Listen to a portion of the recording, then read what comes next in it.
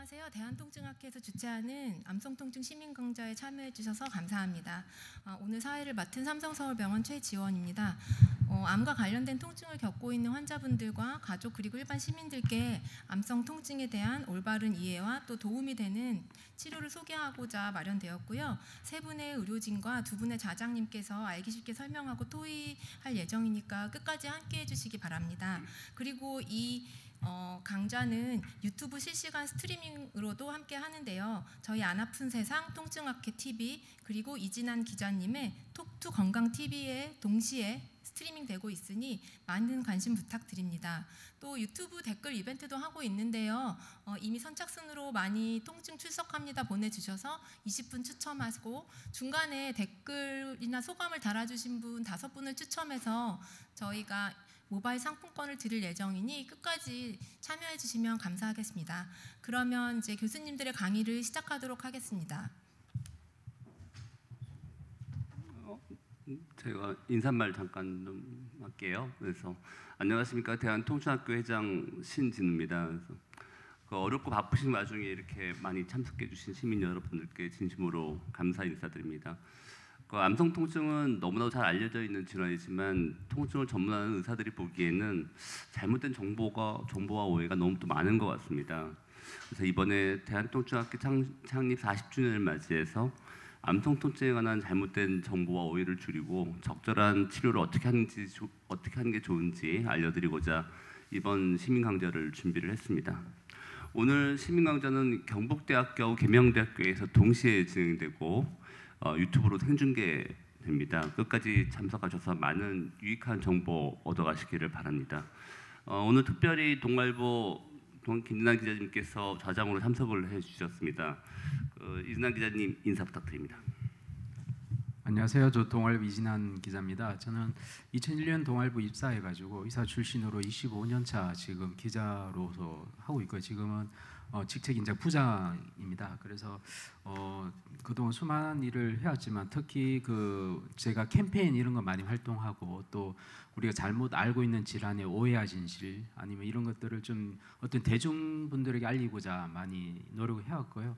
지금 이제 이번 주제가 아무래도 좀 시민 강좌다 보니까 급하게 오늘 제 유튜브로도 이렇게 오픈을 했습니다. 제 구독자가 한 12만 명 가까이 되니까요. 좀 생방송에서 일반인들도 많이 좀 널리 알렸으면 좋겠다는 생각에서 지금 하고 있습니다. 그래서 이런 앞으로 뭐 이렇게 통증과 관련된 암성 통증 특히 우리 또 마약류가 또 굉장히 관심 많은 이슈도 되고 하니까 앞으로 이 암성 통증이 어떻게 일반인들한테 오해와 진실을 풀 수 있는지 저도 많이 노력하도록 하겠습니다. 먼저 자장님. 네. 오늘 세 분의 연자를 모시고 암성 통증에 대해서 알아보기로 하겠는데요. 첫 번째 연자를 제가 소개를 시켜드리겠습니다. 첫 번째 연자는 암 환자 통증 코칭, 암에 걸리면 왜 아픈가요? 라는 질문으로 칠곡 경북대학교 병원 마취통증외과 부교수로 계시는 우리 박준모 교수님께서 강의를 해주시겠습니다. 좋은 강의 부탁드립니다. 소개 말씀 감사드립니다. 칠곡 경북대병원 마취통증외과 박준모라고 합니다. 제가 오늘 말씀드릴 내용은 암 환자 통증 코칭, 암에 걸리면 왜 아픈가요? 라는 내용입니다. 금일 말씀드릴 내용을 간략하게 정리하면 암 발생에 대한 전반적인 개요와 함께 암성 통증의 정의와 원인, 또 종류와 양상, 특징과 그게 미치게 되는 영향, 그리고 마지막으로 치료 원칙에 대해서 간략하게 말씀드리고 맺은 말로 마치도록 하겠습니다. 최근에 이런 뉴스를 보신 적이 있으신가 모르겠는데 지금 트럼프 대통령 전임 바이든 전 대통령이 전립선 암을 진단받았다고 합니다. 뼈까지 전이가 됐다고 하는데요. 일반인들도 아실 정도로 암이라는 건 스테이지를 나누지 않습니까? 뼈까지 전이가 됐다면 아마 스테이지 4인데요. 최근에는 이렇게 AI가 기사를 요약해 주더라고요. 세 줄 요약에 보다가 제가 눈에 띈 것이 이제 전직 대통령인 그것도 미국 대통령인데도 불구하고 치료 방안을 검토 중이라고 합니다. 박 회장님이 지금 모두 말씀을 하실 때 사실 암성 통증에 대해서 많은 분들이 잘 안다고 하셨지만 제가 한 7, 8년 전쯤에 대구에 있는 MBC 방송국에서 암성 통증에 관해서 이제 1시간 동안 방송을 한 적이 있었는데요. 거기 나오는 사회자분이나 그 MC 분들은 거의 준 전문가시잖아요. 늘 의학 방송을 하시니까 그분들이 암성 통증이 뭔지를 근본 그 말 자체를 모르시더라고요. 처음 듣는 말이라고. 그게 아직 10년은 되기 전이지만 비교적 최근의 일인데 그런 분들조차도 암성 통증이 뭔지 잘 모른다고 하시니 오늘 말씀드리는 이 내용들이 우리 일반인들이나 한테 진심으로 도움이 되기를 바랍니다.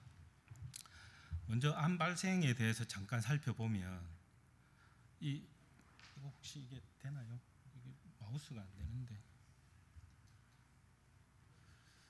이 파란 게요 암입니다. 우리나라 사망률을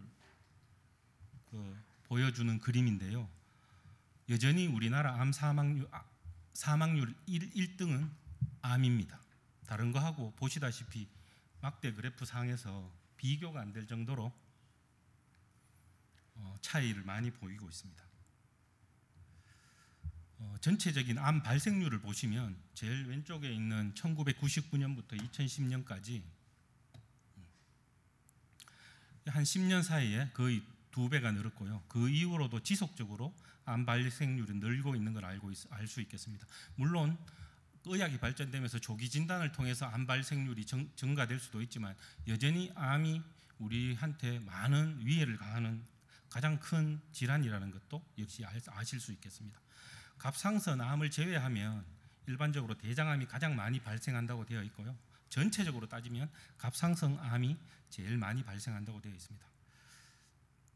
남자에서는 폐암이 또 여자에서는 유방암이 성별로 가장 많이 발생하는 암이 되겠고요. 우리 소개 말씀에 이진환 기자님께서도 마약성 진통제, 아편유사제에 대해서 그 위험성에 대해서 최근에 이렇게 주목을 받고 있다는 걸 잠깐 말씀하셨지만 이 내용을 좀 길게 말씀드리면 시간이 너무 길어지니까 제가 길게는 말씀 못 드리겠지만 의학이 발전됨으로 인해서 우리나라 암 치료 후에 생기는 이 5년 생존율이 상당히 많이 늘어났습니다. 90년대 말에 보면 40% 내지 40% 중반대에서 현재는 거의 70% 이상을 늘고 있거든요. 갑상선 암은 5년 생존율이 100%라고 되어 있습니다. 통계청에서 발표한 자료에. 그걸 제외하더라도 거의 70% 가까이 되고 있습니다. 이건 OECD 기준으로 보더라도 상당히 높은 수치가 해당이 되고요. 이제 문제는 암 생존율이 이렇게 늘어나는 것 때문에 장기 생존을 통해서 암을 치료하는 과정 중에 생긴 통증으로 인해서 사용하게 된 그런 아편유사제, 그러니까 마약성 진통제의 장기 사용으로 인해서 그에 따른 부작용도 저희 의사분들이 많이 고민을 하고 있는 문제가 되겠습니다. 이렇게 생존율이 많이 늘어나고 있습니다. 먼저 암성 통증이라는 것에 대해서 한번 정의와 그 내용에 대해서 말씀을 드리면 암하고 직접적으로 연관된 통증, 이것들이 암성 통증의 한 65% 정도를 차지하고 있답니다. 암성 통증이라는 걸 사전적으로 의미하면 암의 성질 혹은 암에서 기원하는 이런 뜻이 되지 않겠습니까? 그런 암성 통증에 암하고 직접적으로 연관되는 통증은 65% 정도라고 알려져 있고요. 암을 진단이나 치료하는 과정 중에 생긴 통증이 또 한 25% 정도를 차지하고 있고, 암과 직접적으로 연관되지 않은 통증도 10% 정도를 차지하고 있다고 알려져 있습니다. 내용을 조금 더 들어가 보게 되면 암 환자가 통증을 느끼는 세 가지 주요 원인이 있는데, 그 첫 번째가 말씀드린 대로 65% 정도에서 암 자체가 유발하는 통증을 말합니다. 암 자체가 유발하는 통증은 이제 종양이 직접적으로 이제 물리적인 압박을 가해서, 암이라는 건 일반인들조차도 다 잘 아시다시피 암 세포가 자라나게 되고, 그래서 이제 주위 조직을 침범하게 되고, 가장 큰 특징은 몸에 멀리 떨어진 부위로 전이도 가게 되지 않습니까? 그 과정을 통해서 암 자체가 이렇게 유발하는 통증을 발생시킬 수 있는데요. 예시를 두 가지를 보자면, 췌장암이 복부신경을 누르게 되면 등으로도 통증이 생깁니다. 사실 등에 통증이 생기면 등이 뭐 이렇게 담이 걸렸나? 아니면 어디 골절이 생겼나? 이렇게 생각할 수 있는데, 그게 아니고 췌장암을 통해서 복부신경을 눌러서 등 통증 때문에 처음으로 췌장암이 진단되는 경우도 드물지 않습니다. 두 번째는 이제 뼈로 전이된 암이 골절을 유발해서 생기는 통증, 이런 것들이 있을 수 있겠습니다. 그 외에는 이제 염증 반응 같은 게 있을 수 있는데요. 종양이 주변 조직을 자극해서 부종이나 열감 이런 걸 동반하면서 통증이 발생되는 경우가 있는데, 이런 것들이 한 65% 정도를 차지하는 암 자체가 유발하는 통증이 되겠습니다. 두 번째로 이제 치료나 진단 과정에서 발생하는 통증이 한 25% 정도를 차지하고 있다고 되어 있는데요. 수술 후의 통증이, 그러니까 뭐 절개 부위의 흉터 조직이나 혹은 수술과 동반된 일종의, 이거는 약간의 그러니까 부작용이나 혹은 수술 후유증이라고도 볼 수도 있겠지만, 신경 손상으로 인한 이런 만성 통증이 있는 경우, 혹은 이거 뭐 여러분들도 잘 아시겠지만 항암 치료, 화학요법 같은 걸 사용할 때는 굉장히 부작용이 흔하고 또 심한 경우도 많지 않습니까? 우리가 늘 보는 거, 머리 빠진 분들, 화학요법 통해서 이제 말초신경병증, 손발이 저리거나 타는 듯한 통증을 느끼는 분들, 그래서 결국에는 항암 치료나 화학요법이 반드시 필요함에도 불구하고 조기에 중단하는 이런 문제가 있을 수 있습니다. 또 방사선 치료를 통해서 피부 화상이나 장기 유착 통증이 있는데요. 실제로 대장암 같은 경우에는 수술 전이나 후에 이런 부가적인 이런 화학, 그러니까 방사선 치료를 하거든요. 그 과정을 통해서 이제 주로 수술 전에 하게 되는데, 방사선 치료를 통해서 수술할 부위를 줄이는 목적을 가지고 하게 되거든요. 근데 그렇게 하면 그런 장점은 있는 반면에 그 주위 조직이 들어붙어서 수술이 잘 끝나고 재발했는 암도 없는데도 불구하고 그 국소 부위에 통증을 느끼는 분들을 저희는 사실 흔하게 볼 수 있거든요. 그래서 그런 것들이 이제 암 환자가 통증을 느끼는 세 가지 원인 중에 주요한 두 번째 요인이 되겠습니다. 마지막으로 이제 암과 무관한 통증이라고 말씀드렸는데, 한 10% 정도가 된다고 하는데, 암과 무관하다고 하면 암하고 완전히 격리가 되는 것은 아니고, 암성 통증은 대부분 이제 병기가 많이 진행된 사람을 예로 드는 경우가 많거든요. 그런 경우에 예를 들면 기저질환으로 관절염이나 퇴행성 관절염이나 혹은 추간판 탈출증, 그러니까 암 이전부터 가지고 있던 통증이 악화돼 가지고 허리가 많이 아프다, 50m만 걸어도 주저앉아가 쉬었다 가야 된다, 아니면 관절염 때문에 집이 아파트 2층인데 2층도 계단을 오르내리기가 힘들 정도다, 이러시면 이제 뭐 기준에 따라서 인공관절 수술을 하거나 추간판 탈출증 수술을 해야 될 수도 있는데, 그분의 여명이 남아있는, 편하게 지내시다 가셔야 될 그 시간이 그 수술 후에 회복하는 데는 누구나 이렇게 기간이 필요하고 또 재활이 필요하지 않습니까? 그 기간보다 짧은 수가 있거든요. 그런 경우에 수술하는 건 정말 넌센스가 되겠죠. 그래서 이런 분들이 가진 기저질환은 기본적으로 이 질환을 치료하기 위한 목적으로 우리가 접근하는 거하고는 또 다른 눈으로 봐야 되기 때문에, 이런 것들을 이제 우리가 암과 무관한 통증이라고 할 수 있겠고요. 그리고 이제 암으로 인해서 환자분들이 신체적인 약화가 와서 근력이 감소가 많이 되거나 통증으로 인해서 잘못된 자세를 오래 유지하는 그로 인해서 생기는 이런 근육통, 이런 것들이 한 10%를 차지하는 암과 무관한 통증이 되겠습니다. 말씀드린 대로 한국인 사망 원인은 여전히 1위가 암이고, 전체 암 환자의 절반 이상에서 통증을 경험하고 있다고 합니다. 특히나 이제 진행된 암 환자의 80%, 그 중에서도 뼈로 전이된 환자의 90%에서는 암성 통증을 경험하고 있다고 하고, 특히나 말기암 환자의 한 80~90%는 심한 통증을 주로 호소하게 된다고 합니다. 암성 통증은 참 특징적인 것이요, 대부분의 경우에 통증의 종류는 한 가지로 국한이 되는 경우가 더 많은데요. 내장통, 그러니까 우리 내부 소화 장기 쪽으로 관계되는 이런 내부 장기의 조직 손상과 관련된 통증을 내장통이라 하고, 또 근육 뼈와 주로 관련되는 근골격계 계통의 통증을 체성통이라고 합니다. 그리고 말초신경이 손상이 되거나 해서 나타나는 걸 우리가 신경병성 통증이라고 하는데요. 암성 통증의 경우에는 아까 말씀드린 대로 종양이 자라고 주위 조직을 침범하면서 멀리 전이 가는 그런 암의 특징적인 특징으로 인해서 이 내장통, 체성통, 신경병성 통증이 합쳐져서 2개 혹은 3가지 특징을 동시에 나타내는 경우도 흔하고요. 또 심지어 여러 부위가 동시다발적으로 통증을 느끼는 경우도 상당히 많거든요. 그래서 환자분들을 치료할 때도 참 이렇게 뭐랄까나 약간의 고민이 되는 것이, 이제 환자분들한테 어떤 중재적 치료, 그러니까 시술을 통해서 치료를 하려고 말씀을 드리면 이걸 하면 다 좋아지나요?라고 말씀하시거든요. 솔직히 다 좋아질 수는 없습니다. 왜냐하면 워낙 다양한 형태의 종류가 섞여 있고 다양한 부위에 동시다발적으로 나타날 수 있기 때문에. 하지만 제일 큰 통증을 느끼는 부위를 저희가 항상 타겟으로 해서 그걸 먼저 조절을 하려고 애를 쓰거든요. 그거는 우리가 도와드릴 수 있다는 말씀을 드릴 수 있겠습니다. 뒤에서 그 약물 치료와 중재적 치료에 대해서 말씀드리면서 이 내용은 또 말씀을 할 내용일 것 같아서 간단하게 말씀드리는데, 암성 통증은 아주 특징적인 양상이 아주 하루 평균 지속적으로 이렇게 어느 정도의 수준을 보이는 지속되는 통증이 있고요. 주로 야간에 또 하루에 한 서너 번 정도 아주 돌발적으로 평소 느끼는 통증을 훨씬 뛰어넘는 강력한 통증이 돌발성 통증이라고 해서 이런 것들이 생기는 게, 이게 아주 암성 통증의 다른 통증하고 또 구별되는 독특한 특징이 되겠습니다. 몇 가지 암성 통증 특징에 대해서 좀 말씀을 드리면, 암성 통증이든 비암성 통증이든 해부학적으로나 혹은 생리학적으로는 사실 통증을 느끼는 메커니즘은 똑같습니다. 그렇게 생각하셔야 되겠고, 통증이란 건 이제 일반인들한테 이 통증에 대해서 정확하게 의학적인 그런 내용을 말씀드리면 좀 어렵겠지만, 통증은 한마디로 한 단어로 표현하면 경험이거든요. 그 경험은 사실 오늘 여기에서 이제 한 30명 분 되시는 분이 지금 제 강의를 듣고 계시지만, 어떤 분은 내용이 구리다, 어떤 분은 뭐 나쁘진 않네, 똑같은 내용을 듣고도 지금 느끼고 경험하는 게 다를 수 있거든요. 통증이라는 건 그런 거라는 겁니다.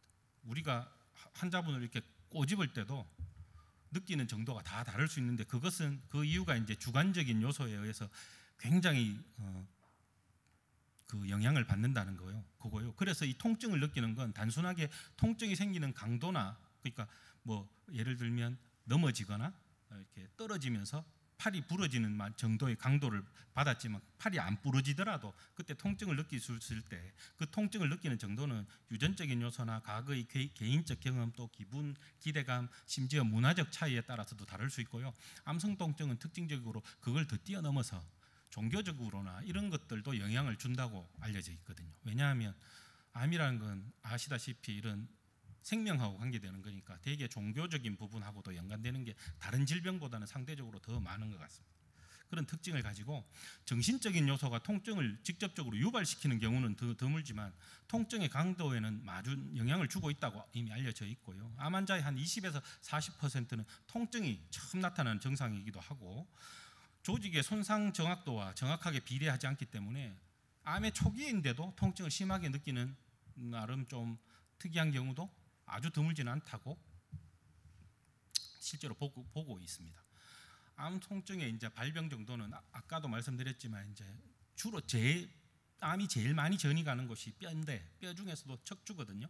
그 뼈로 전이 갔을 때 통증을 가장 심하게 많이 느낀다고 되어 있는데, 그런 것들은 이제 암으로 다른 부위로 전이를 갔다는 그 자체가 이제 스테이지 4 제일 터미널 케이스가 되겠는데, 이런 병기하고 상당히 관계가 되어 있다고 하고, 악성인 경우가 양성인 경우보다 좀 더 심한 통증을 느끼게 된다고 합니다. 그 이유는 암이 양성이라고 하면 수술을 하든지 뭐 이렇게 하면 100% 좋아질 수도 있거든요. 그때 느끼는 통증이랑, 악성이라는 건 수술이 잘 돼도 또 재발할 수도 있고 자기한테 큰 문제를 일으킬 수 있다는 걸 일반인들도 다 아시니까 당연히 어떤 말씀드린 대로 정신적인 요소 때문에 더 통증을 크게 느낄 수 있다는 그런 문제가 생길 수 있습니다. 말씀드린 대로 뼈로 전이가 가장 흔하고 척추가 그 중에서도 또 가장 흔합니다. 앞에 보여드린 세 가지 통증 중에 3분의 1 정도는 말초신경을 포함했는 신경병성 통증이 있는 경우가 있다고 하고요. 또 생애 마지막 4 내지 6주 동안에는 통증이 심한 통증이 있게 되면 그 단계에서 별로 변하지 않는다는 좋은 소식은 아닌 것 같습니다. 이런 내용이 있습니다. 이제 그러면 이 암성 통증이란 게 환자나 그 분을 돌보는 간병인 혹은 그 가족분들, 주위 친구, 지인분들에게는 어떤 영향을 주느냐? 당연히 일상적인 방해를 많이 하게 될 거고요. 암 환자 자신과 그 가족이 삶의 질을 가장 크게 손상시킨다고 되어 있습니다. 암성 통증하고 제일 관련되는 말을 하나만 꼽으라고 하면 삶의 질이 되겠는데요. 다음번에 좀 더 자세하게 말씀드리고, 대개의 경우에는 적절한 통증 관리로 조절이 가능하다고 이미 알고 있습니다. 암성 통증의 치료에 대해서 간략하게 말씀드리면 좋은 소식과 나쁜 소식이 한 가지씩 있는데요. 한 90% 정도는 통증 관리 원칙에 따라 약물 치료만 적절하게 잘 사용해도 통증 완화가 가능하다고 이미 이건 정말 모든 의사들이 잘 알고 있는 내용입니다. 나쁜 소식은 뭐냐 하면 너무나 슬프게도 우리나라처럼 어느 정도 이렇게 접근성도 좋고 이런 나라는 좀 덜할지도 모르겠지만 평균적으로 3분의 2 정도의 암 환자들이 적절한 통증 관리를 못 받고 있다는 게 사실입니다. 또한 그 이유가 아마 여러 가지가 있을 수 있겠지만 저희가 생각하는 대표적인 건 암성 통증을 일으키는 건 아까도 말씀드렸지만 여러 가지 통증들이 산재되어 있을 수 있고 합쳐져 있을 수도 있고 해서 그런 신경생물학적인 기초에 대해서 의사들조차도 사실 지식이 좀 부족한 부분이 있거든요. 그래서 통증이 심한 경우에는 우리가 강한 진통제를 암성 통증 환자이기 때문에 초기부터 강한 진통제를 써도 된다는 걸 저희가 알기 때문에 경험적으로 마약성 진통제를 세게 써서 환자를 조절하려고 하는 그런 특히나 뭐 통증의학을 하시는 분들만 환자를 보시는 것이 아니기 때문에 이런 것들 때문에 암성 통증 환자들이 한 3분의 2는 제대로 된 치료를 못 받고 있는 면도 많이 작용을 하는 것 같습니다. 이 제가 말씀드리는 내용 중에 한 슬라이드만 제일 중요한 걸 꼽으라 하면 이 슬라이드가 되겠는데요. 암성 통증 관리의 절대적인 목표입니다. 그건 삶의 질의 향상입니다. 암성 통증을 치료하는 목표는 암성 통증을 줄인다는 게 아닙니다. 여기 밑에 있는 수용 가능한 삶의 질을 달성할 수 있을 정도로 통증을 완화시키는 겁니다. 한 10년 전만 해도 제가 받았던 진료 의뢰를 받았던 환자 중에 마약성 진통제 패치가 있거든요. 앞에 20장, 등에 12장, 32장을 바른 분이 있었습니다. 그분은 거의 식물인간 상태입니다. 아프다는 말을 못합니다. 거의 의식이 없으니까. 그러면 아픈 게 아닌데 과연 그게 수용 가능한 삶의 질일까요? 하는 거죠. 내가 조금 아프지만 나는 가족들하고 이야기도 하고 내 자식, 내 부인, 우리 부모님한테 눈을 맞추고 이야기를 하다가 사망하시고 싶은 게 대부분의 환자들의 목적 아닐까 싶습니다. 그래서 이런 걸 잘 이루려면 담당하시는 선생님이 환자나 간병인 가족들과 지속적으로 의사소통을 해서 왜냐하면 환자의 상태가 계속적으로 변하니까요. 그때마다 그 당시에 가장 실현 가능하고 현실적이고 구체적인 치료 목표를 정해서 거기에 맞게 치료를 해야 이런 수용 가능한 삶의 질을 목표로 통증 조절을 완화시킬 통증 조절을 우리가 이룰 수 있는 그런 치료를 할 수 있을 것이라고 생각됩니다. 이 통증을 악화시키는 요인들하고 완화시키는 요인들은 사실 아까 보여드린 그 기저 통증이랑 그다음에 돌발성 통증이 있는데 사실 돌발성 통증과 관련되는 내용이라고 보셔야 되겠는데요. 예를 들면 자세나 기침, 뭐 움직임, 소변 보는, 대변 보는 이런 자세나 활동이 통증을 악화시킨다면 진통제, 마사지, 휴식, 수면, 냉온, 찜질 이런 것들이 완화시켜 준다면 악화시키는 것은 적극적으로 회피를 해야 되고 완화시켜 주는 것도 역시 적극적으로 적용을 해서 환자들이 그 통증을 실제로 회피하고 줄여줄 수 있어야 적절한 삶의 질이 유지가 될 수 있겠습니다. 가족분과 또 그 암성 통증 환자를 보호해주고 계신 그런 간병하시는 분들한테 조언을 드리자면요, 환자분들한테 해줄 수 있는 말들은 첫 번째는 공감과 지지의 내용을 가진 것들, 또 희망과 긍정, 그다음에 환자 중심의 소통, 그리고 오해 해소를 해줄 수 있는 이런 말들을 해주는 게 좋을 것 같습니다. 공감과 지지 같은 것은 이제 통증은 누구도 다 힘들고 당신 이렇게 고통스러워하는 게 전혀 문제가 될 것도 아니고 참는 게 절대 미덕이 아니라고 이렇게 우리가 따뜻하게 말해줄 수 있어야 될 것 같고요. 통증 조절될 수 있고 통증을 조절하는 그 자체가 암치료의 일부라고 명확하게 우리가 지지를 해주는 그리고 또 희망을 주는 이야기를 할 수 있어야 될 것 같고 환자분의 의견 그 표현 또 본인이 직접 느끼는 그 경험에 대한 내용을 정확하게 진술해 주시는 게 치료에 도움이 된다고 알려주셔야 될 것 같고요.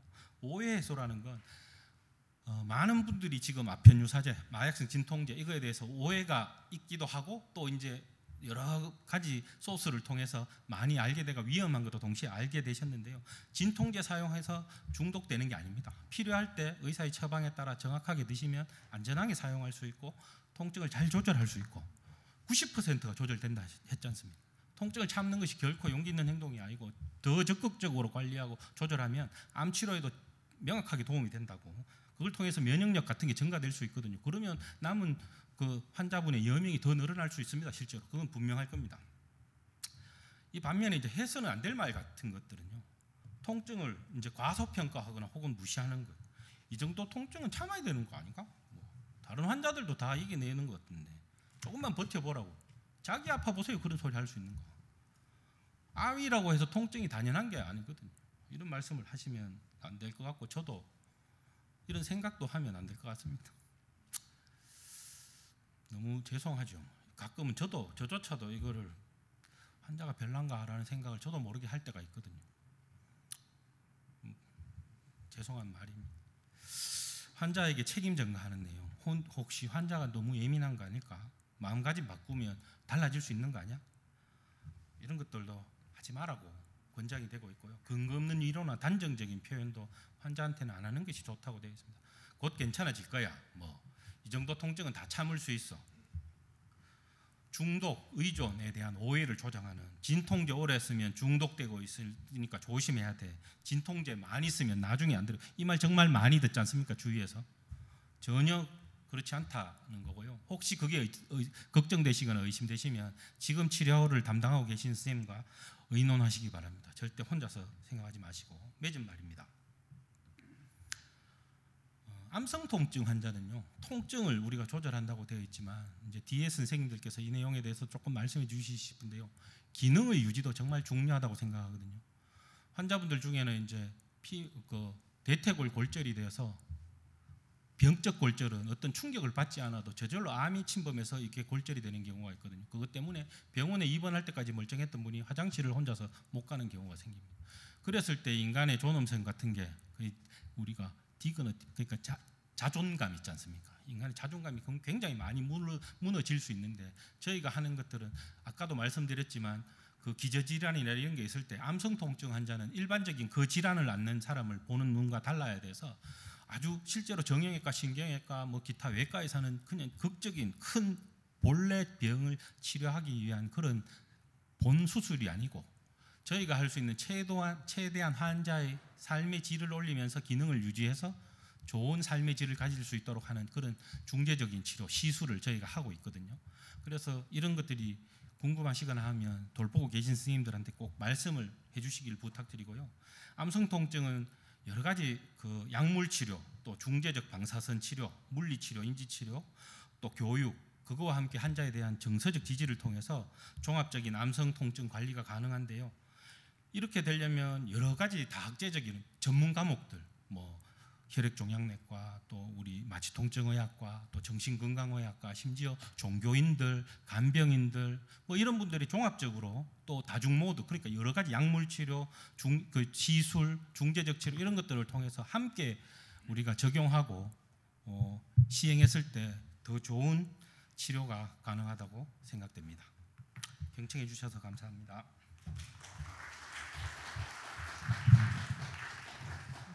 네, 아주 강의가 일반인들한테 와닿는 강의다 보니까 댓글도 많이 달리고 했습니다. 물론 그 질의응답 실입 시간은 나중에 또 들어가겠지만 그 중요한 질문을 한 개 있어서 먼저 이부터 해소해야 되겠습니다. 암성 통증은 어느 과로 가야 되나요? 라는 질문이 있는데요. 그거 우선 답변 하나 해주시고 나머지 수많은 질의응답은 이따 질의 시간에 따로 한번 해보도록 하겠습니다.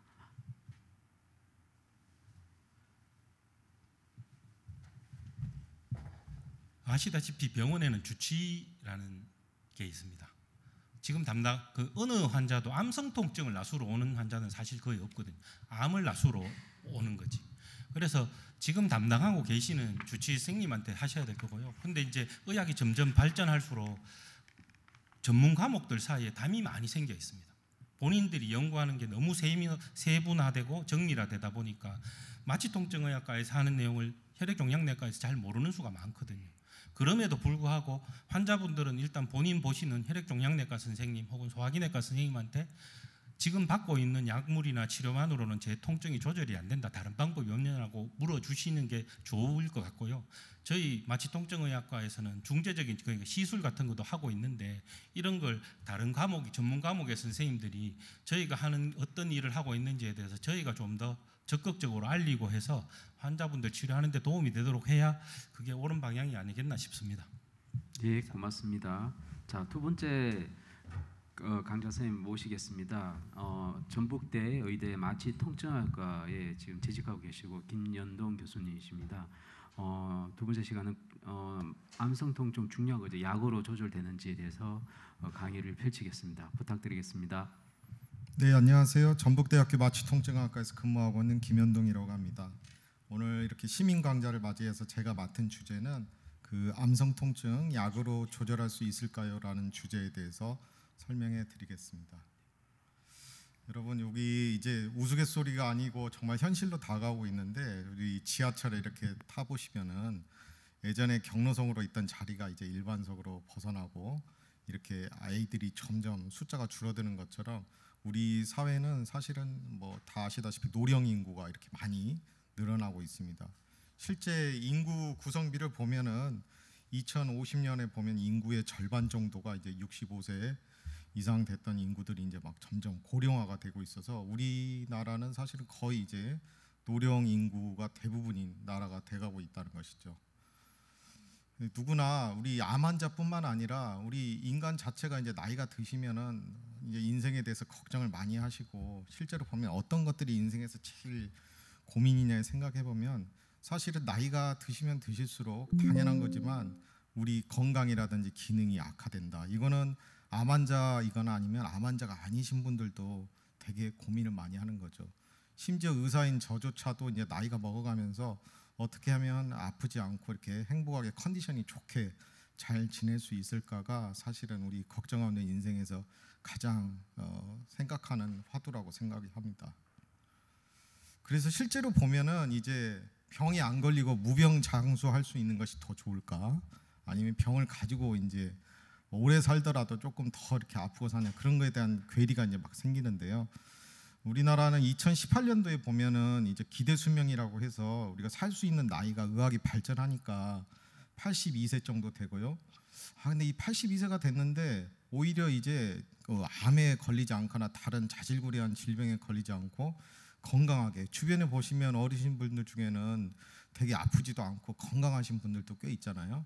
그런 것처럼 아프시지도 않고 지나시는 분들을 나이를 계산할 때 이제는 벌써 30년 정도 차이가 난다는 겁니다. 그래서 실제로 이렇게 나이가 먹으면 암에 걸리고 여러 질병에 걸려서 누구나 이제 통증, 그 다음에 뭐 암으로 인해서 기능이 떨어지고 그런 것들을 한 30년 정도 우리가 지내다가 세상을 떠나게 된다는 건데, 이 화두가 이 30년을 정말 우리가 어떻게 하면은 행복하고 잘 지낼 수 있을까? 그래서 우리 특히 마취통증학과에서는 그렇게 이제 잘 행복하고 건강하게 살 수 있는 것들을 도와드리는 과라고 또 생각하시면 될 것 같습니다. 그래서 이제 오늘 화두는 암 환자인데요. 이 기대 수명 30년 동안 암 발생 확률을 조사를 해봤더니 남자분들은 5명 중에 2명, 40%고 여자는 3명 중에 1명이니까 보통 30에서 40%는 대부분 암에 한 번 정도는 걸리시게 된다는 거죠. 지금 우리 이 강의를 듣고 계시는 시청자분들이나 여기 참여하신 청취자분들도 3분의 1 정도는 사실은 평생 걸쳐서 암을 한 번씩 겪고, 이건 뭐 직업에 상관없이 뭐 돈이 많고 적은 걸 떠나서 통증이 어느 순간은 생겨서 우리가 겪을 수 있게 된다는 문제니까, 사실은 저도 요즘 진료하면서 느끼는 것들이 이제 암 환자분들이 통증을 이렇게 느끼실 때 이게 과연 나중에 다 내 자신의 문제가 될 수도 있고 우리 가족의 문제가 될 수도 있고, 그래서 제가 요즘에 조금 고민하는 부분은 이렇게 약물 치료라든지 오늘 저희가 소개시켜드릴 이런 시술이나 주사 치료 같은 것들이 어떻게 하면 그런 통증을 조금 덜어드리는데 본인이 잘 받아들일 수 있고 이해를 잘 할 수 있을까, 거기에 대해서 조금 고민을 하게 됐습니다. 그래서 결론은요, 오늘 이렇게 물어보시는데 결론은 약으로 조절할 수 있을까요? 물어봤을 때는 충분히 조절할 수 있다는 답을 드리고 싶습니다. 근데 선생님, 이런 방법이 어떤 방법이 있을까요? 약으로 조절을 할까요? 주사나 시술로 조절을 할까요? 그런 방법을 저희가 병원에 가서 주치의 선생님들한테 자세히 들으실 수 있겠지만은 가시기 전에 오늘 이 강의를 통해서 한번 또 저희가 간략하고 자세하게 한번 설명해 드리고 싶습니다. 이렇게 잘 조절만 할 수 있다면은 이 밑에 그림이 이제 제가 그린 그림인데, 옛날에 우리 사람들이 생각한 것처럼 이 무병장수, 소나무라든지 학이라든지 바다나 이렇게 돌처럼 이게 통증이 없이 편안하게 살 수 있는 인생을 충분히 저희가 조절할 수 있다는 것입니다. 앞에 박준모 교수님이 말씀하셨지만요, 대부분 이게 어쩔 수 없이 겪어야 하는 과정인가 그렇게 생각하시는 분들이 많아요. 환자의 한 50%, 저희 실제로 진료를 해보면요, 10분 오시면 한 5분 정도는 이게 왜 아픈지, 그 다음에 치료 부작용이 어떻게 됐는지 그런 것들을 대부분 잘 모르시고 계시고요. 심지어 뭐 다른 과에서 저희 과로 의뢰가 오신다거나 다른 병원에 계시다가 대학병원에 오셔서 저하고 만나서 이야기를 해보면은 치료를 꽤 오랫동안 받았음에도 불구하고 효과적으로 관리를 하지 못했던 분들이 되게 많은 것 같습니다. 이거는 뭐 암성 통증뿐만 아니라 다른 여러 가지 통증 질환 자체도 선생님 저는 병원을 정말 여러 군데 많이 다녀보고 주사나 시술을 되게 오랫동안 받아봤다고 하시는 분들도 자세히 이야기를 들어보고 과정들을 한번 살펴보면은 한 절반 이상은 아무 의미 없는 치료를 했다거나 방향이 정말 잘못됐다는 것들이 되게 많이 있거든요. 그래서 이런 것들을 조금 일단은 생각의 전환을 조금 바꾸셔야 할 것 같습니다. 앞서 말씀드린 것처럼 대부분이 이제 통증이 발생이 되고 이게 이제 삶의 질도 떨어뜨리고 오히려 이런 삶의 질이 떨어지고 정신적으로 나약해지니까 환자 본인 자체 아니면 또 가족분들 자체가 치료 의지라든지 회복에 영향을 받아가지고 포기하시는 분들이 많습니다. 약물이라든지 통증이 조금만 조절이 잘 되면은 여러분들 생각하시는 것보다 더 신기하게 병의 진행을 늦춘다거나 아니면 가시는 날까지 인생 자체가 훨씬 더 편안하게 하실 수 있는 방법이 많다고 생각이 듭니다. 이제 왜 아프신가에 대해서 앞에 박 교수님이 설명을 해주셨어요. 암 자체가 신경을 막 압박하거나 파괴시켜서 그러는 것들도 있고요.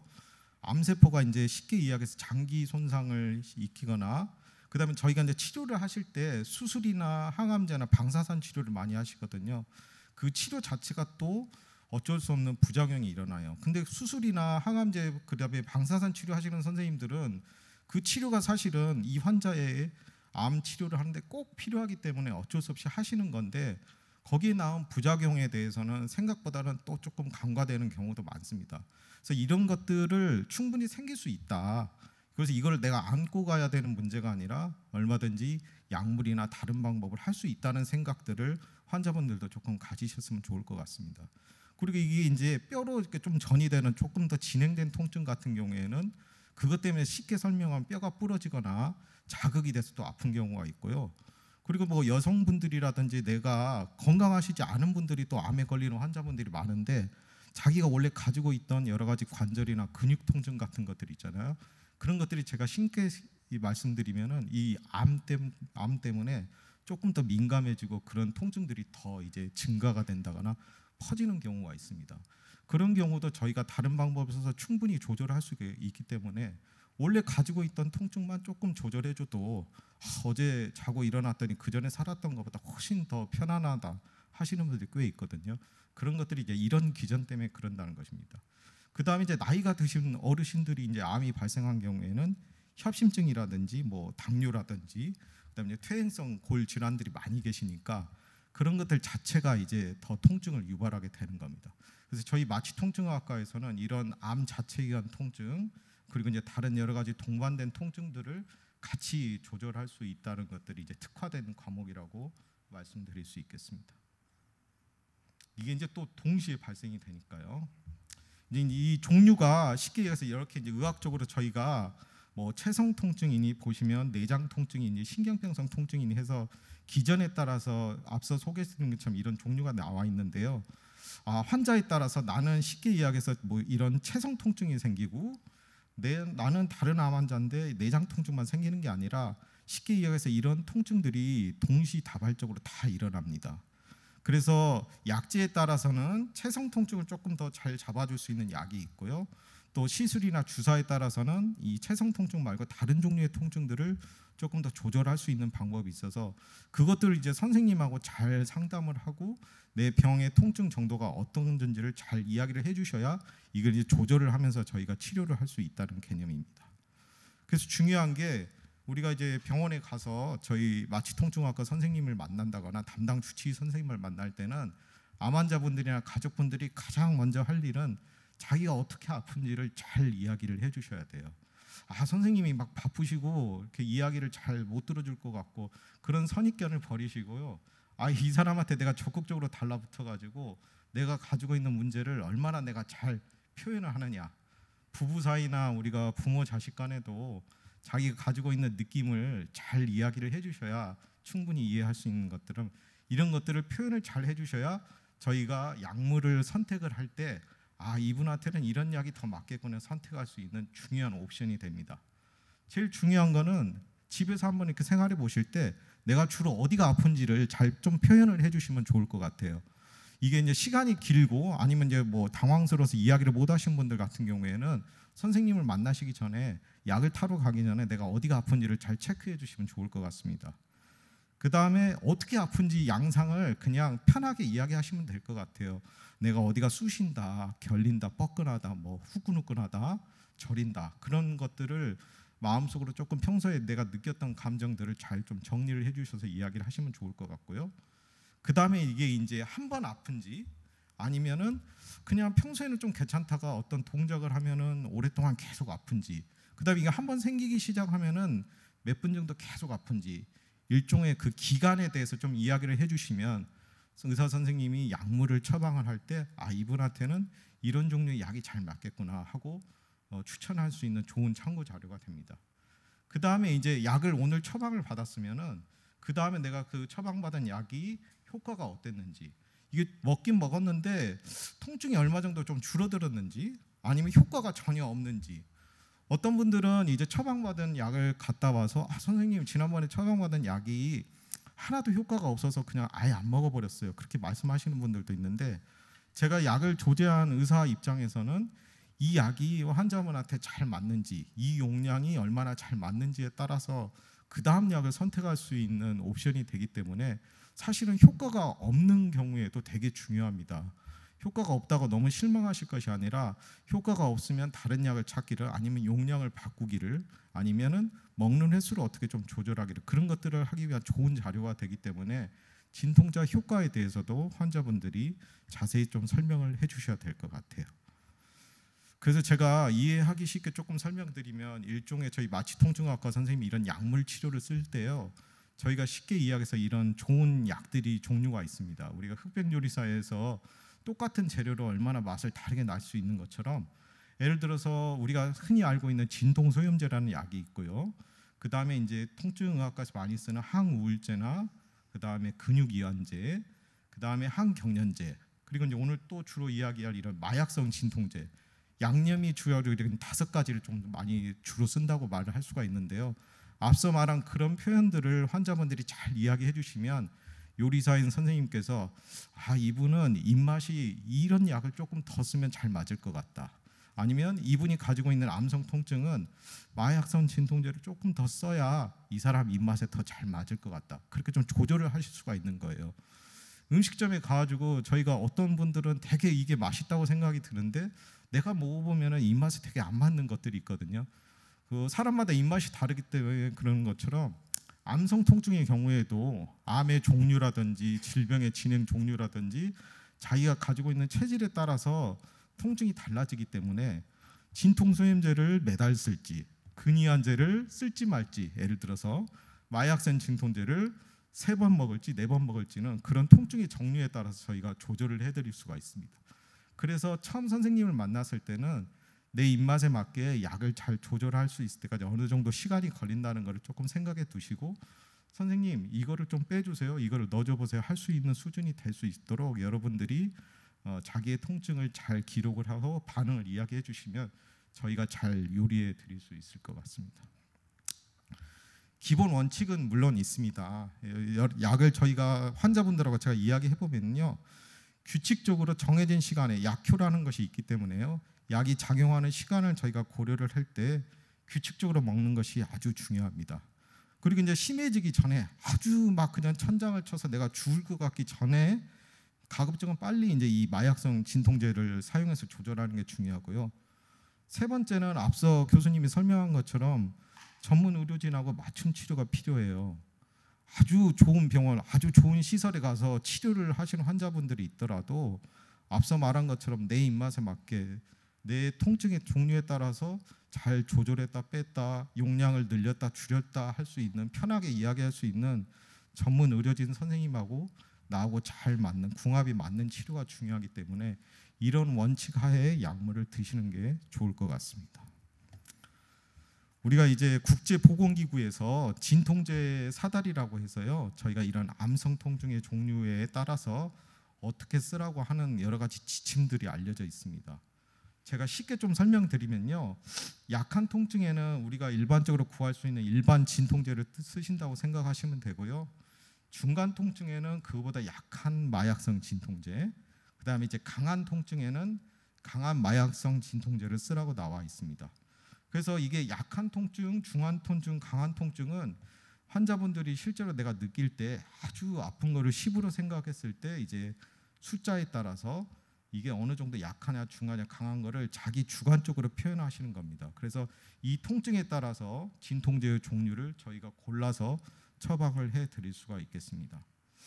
제가 조금 더 알기 쉽게 설명을 해드리면요, 일반 진통제, 우리가 그냥 보통 통증이 전혀 없는 상태부터 시작해서 약한 정도의 이 정도면 조금 불편하고 아픈 정도 때 쓰는 약들이 이제 일반 진통제라고 해서요, 저희가 뭐 시중에서 구하는 이런 타이레놀이나 이부프로펜 같은 약들인데요, 이런 것들이 이제 어느 정도 가벼운 통증, 근데 이게 환자분에 따라서는 조금 뭐 속이 쓰린다거나 더부룩하다거나 여러 가지 위장장애나 감기 등이 조금 나타날 수가 있어서 이것도 이제 선생님들과 좀 상의해서 쓰실 필요가 있고요.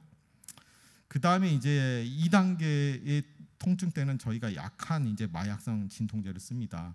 그래서 뭐 약제 종류들이 이제 뭐 트라마돌이나 코데인이라고 부르는 약들이 있는데요. 여기 보시면 여러 가지 이제 마약성 진통제들이 있는데 이것들도 이제 정도가 약한 것부터 강한 것까지 있어서 보통 2단계 통증 때는 저희가 이 밑에 있는 약한 마약성 진통제를 저희가 사용을 합니다. 그리고 이제 암이 어느 정도 진행되거나 통증이 이제 생각보다 엄청 심해서 일반 생활에 지장이 많으신 분들은 이제 우리가 흔히 한 번씩 정도는 들어봤던 모르핀이라는 약이라든지 펜타닐, 옥시코돈 것처럼 좀 강한 마약성 진통제를 쓰는데 이게 이제 아주 심한 통증에 효과적이고 통증에 있으면 이게 뭐 주저할 수 없이 쓸 수 있는 건데 이거는 이제 환자분마다 상태가 다르기 때문에 아까부터 제가 말씀드린 자기 통증의 종류에 따라서 이제 선생님이 선택해서 주실 수가 있기 때문에 자기 통증에 대해서 이렇게 자세히 말씀하시는 게 이것 때문에 이제 무엇보다 더 중요하다고 할 수 있겠습니다. 이제 통증 종류가 여러 가지가 있는데요. 제가 환자분하고 이야기할 때 제가 아주 쉽게 이야기하는 게 기저 통증이라고 해서 이렇게 근본적으로 밑에 깔려 있는 통증이 있습니다. 그냥 기분 나쁘게 이거는 평상시에 내가 컨디션이 안 좋고 몸이 우리가 쉬운 말로 뭐 찌뿌둥하다거나 이렇게 약간 뻐근하다 그런 통증들이 그냥 하루 내내 계속되는 거예요. 그래서 이런 암을 관련된 통증들이 하루 종일 있다가 어느 순간이 되면 그냥 어느 견딜 수 없을 정도로 막 이렇게 치솟는 통증들이 있거든요. 이걸 우리가 이제 돌발성 통증이라고 하는데 여러분들 쉽게 제가 설명드리면 이 기저 통증을 잡는 약이 있고요. 그다음에 이게 갑자기 치솟게 아플 때 쓸 수 있는 돌발성 통증을 잡는 약이 따로 있어요. 기저 통증을 잡아야 되는데 이 돌발성 통증에 듣는 약을 쓴다거나 이 돌발성 통증을 잡아야 되는데 이 밑에 쓰는 약을 쓰면 사실은 전혀 효과가 없는 거거든요.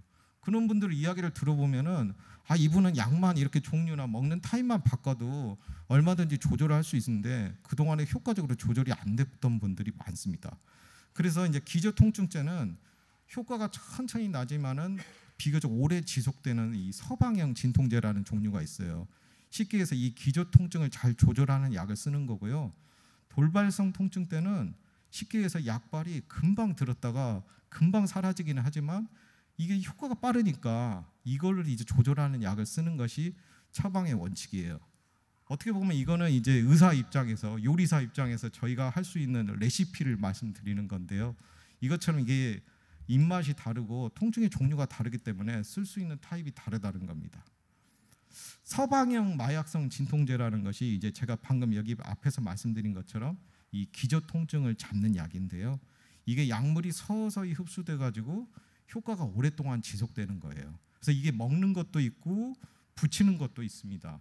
그래서 보시면 이제 종류가 여러 가지가 있고요. 또 약효에 따라서 이게 오래 지속되긴 하는데 초반에 좀 많이 지속되는 거, 중간에 이렇게 좀 떨어졌다가 더 가는 거, 아니면 계속 유지되는 거, 이제 이 제형에 따라서 여러 가지 종류가 많거든요. 근데 이런 것들을 원형 그대로 이제 복용을 해야 이 약물의 특성에 따라서 선생님이 입맛에 맞게 처방하는 대로 효과가 나오는 거예요. 처음에 약을 타서 먹었는데 내가 효과가 없어가지고 그냥 이걸 2번 먹었어. 아니면 하나를 먹었더니 나한테 이게 너무 센 것 같아가지고 그 다음 먹을 때는 내가 그걸 그냥 쪼개서 먹어봤어. 그렇게 말씀하시는 맞는데요. 약마다 이게 가지고 있는 특성이 다르기 때문에 원형 그대로 복용하시는 것이 아주 중요합니다. 그리고 이게 쉽게 얘기해서 약효가 작용하는 시간이 있기 때문에 정기적으로 시간을 지켜서 복용을 해야 돼요.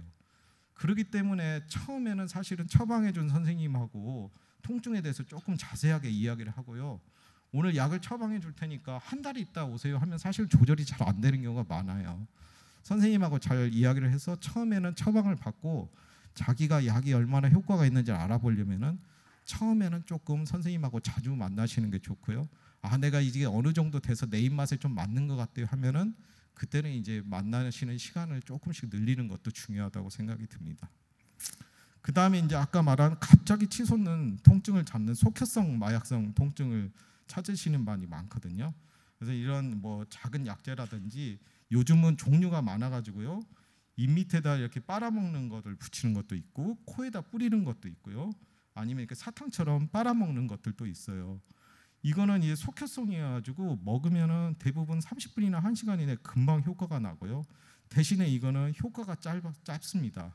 그래서 환자분들 중에는 내가 이게 기저 통증 그냥 평상시 지긋하게 아프는 것보다 돌발 통증이 너무 자주 오니까 선생님 저는 그냥 이 속혈성 마약성 진통제만 처방해 주세요. 그렇게 하시는 분들도 많거든요. 그거는 기저 통증을 어느 정도 또 잡으면 이런 돌발성 통증이 조절되시는 분들도 상당히 많이 있기 때문에요.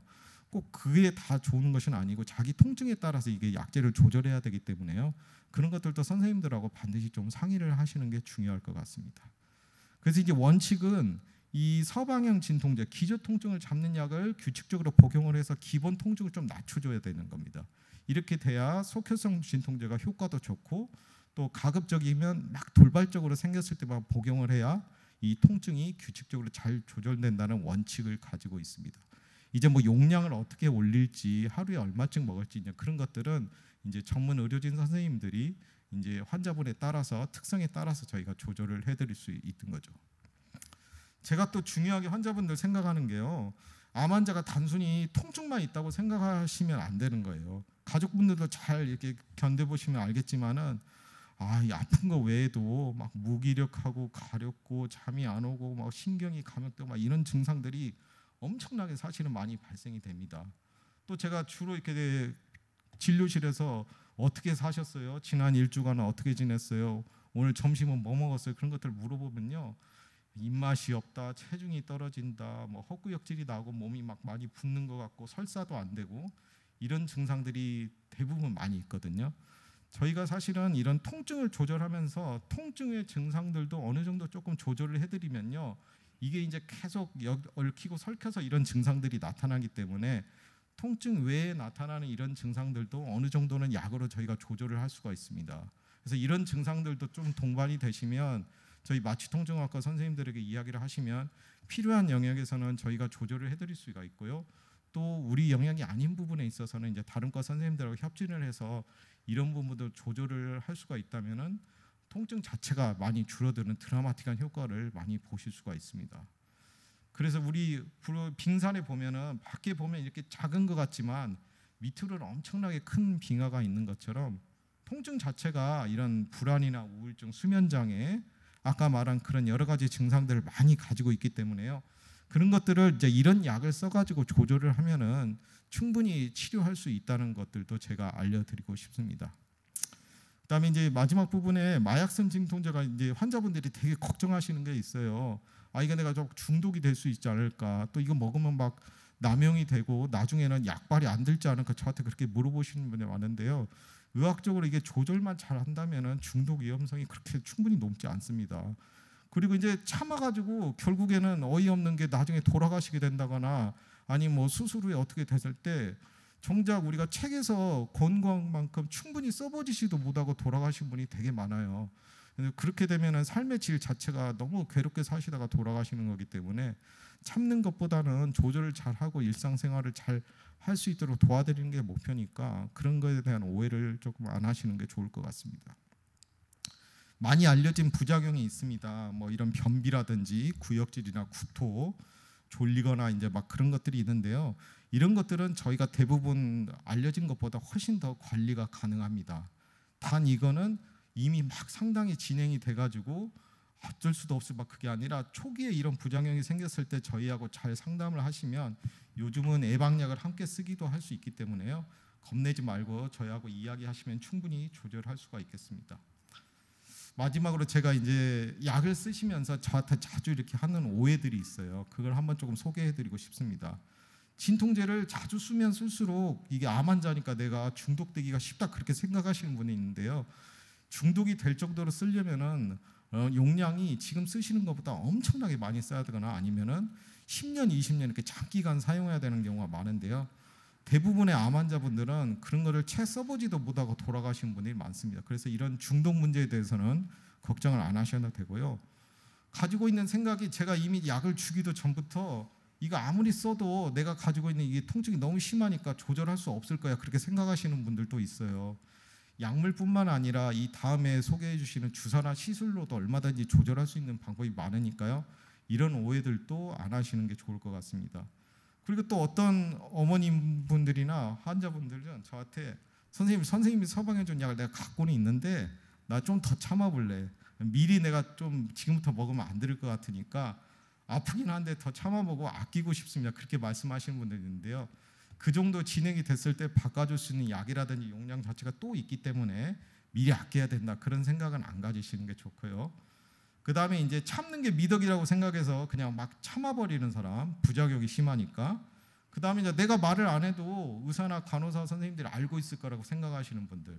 그 다음에 이제 막 나이가 들어가지고 진행됐으니까 이건 어쩔 수 없는 거를 하신 분들이 있는데 그런 것들도 다 오해니까 그런 것들에 대해서는 조금 이제 생각을 안 하셔도 될 것 같습니다. 그리고 이제 이게 어느 정도 조절이 좀 잘 되면은 중단을 하는데 중단을 하는 것도 갑자기 중단을 하게 되면은 우리가 금단 증상이라고 해서 전에 경험하지 못한 막 그런 증상들이 생길 수가 있거든요. 그래서 금단 증상이 생길 수 있기 때문에 이게 서서히 감량을 해야 되는데 이 경우에도 선생님들하고 이야기를 해서 조절을 하셔야지 자기가 이렇게 본인이 그냥 끊어버리면은 충분히 또 문제가 될 수 있습니다. 근데 이제 제가 이렇게 설명을 했지만 약을 이게 너무 써가지고 통증이 너무 계속되고 부작용이 생길 대로 다 생겨가지고 조절이 안 되시는 분들이 있어요. 그리고 또 약을 썼는데 신경 손상 증상 때문에 특이하게 다른 증상이 나타나는 부분이 이런 경우는 제가 약으로 이제 조절을 해드릴 수가 한계가 있는 경우도 일부에서는 있거든요. 이런 분들은 이제 다음에 소개해드릴 주사나 시술법에 또 있으니까 이제 그 부분에 대해서는 다음 문지영 교수님께서 설명해 주시도록 하겠습니다.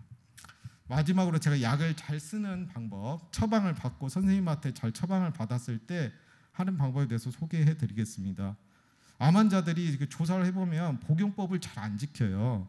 그래서 일단은 시간에 맞춰서 규칙적으로 사용하시는 게 제일 중요합니다. 그 다음에 통증이 없다고 해서 이 정도 썼을 때 내가 자의적으로 조절하면은 반드시 다시 통증이 생기니까 중단하지 않는 것이 또 중요해서 상의하고 중단하시는 게 중요하고요. 그 다음에 이제 시골이나 이게 지역이 멀어가지고 다른 분들 다니시는 거 보면요.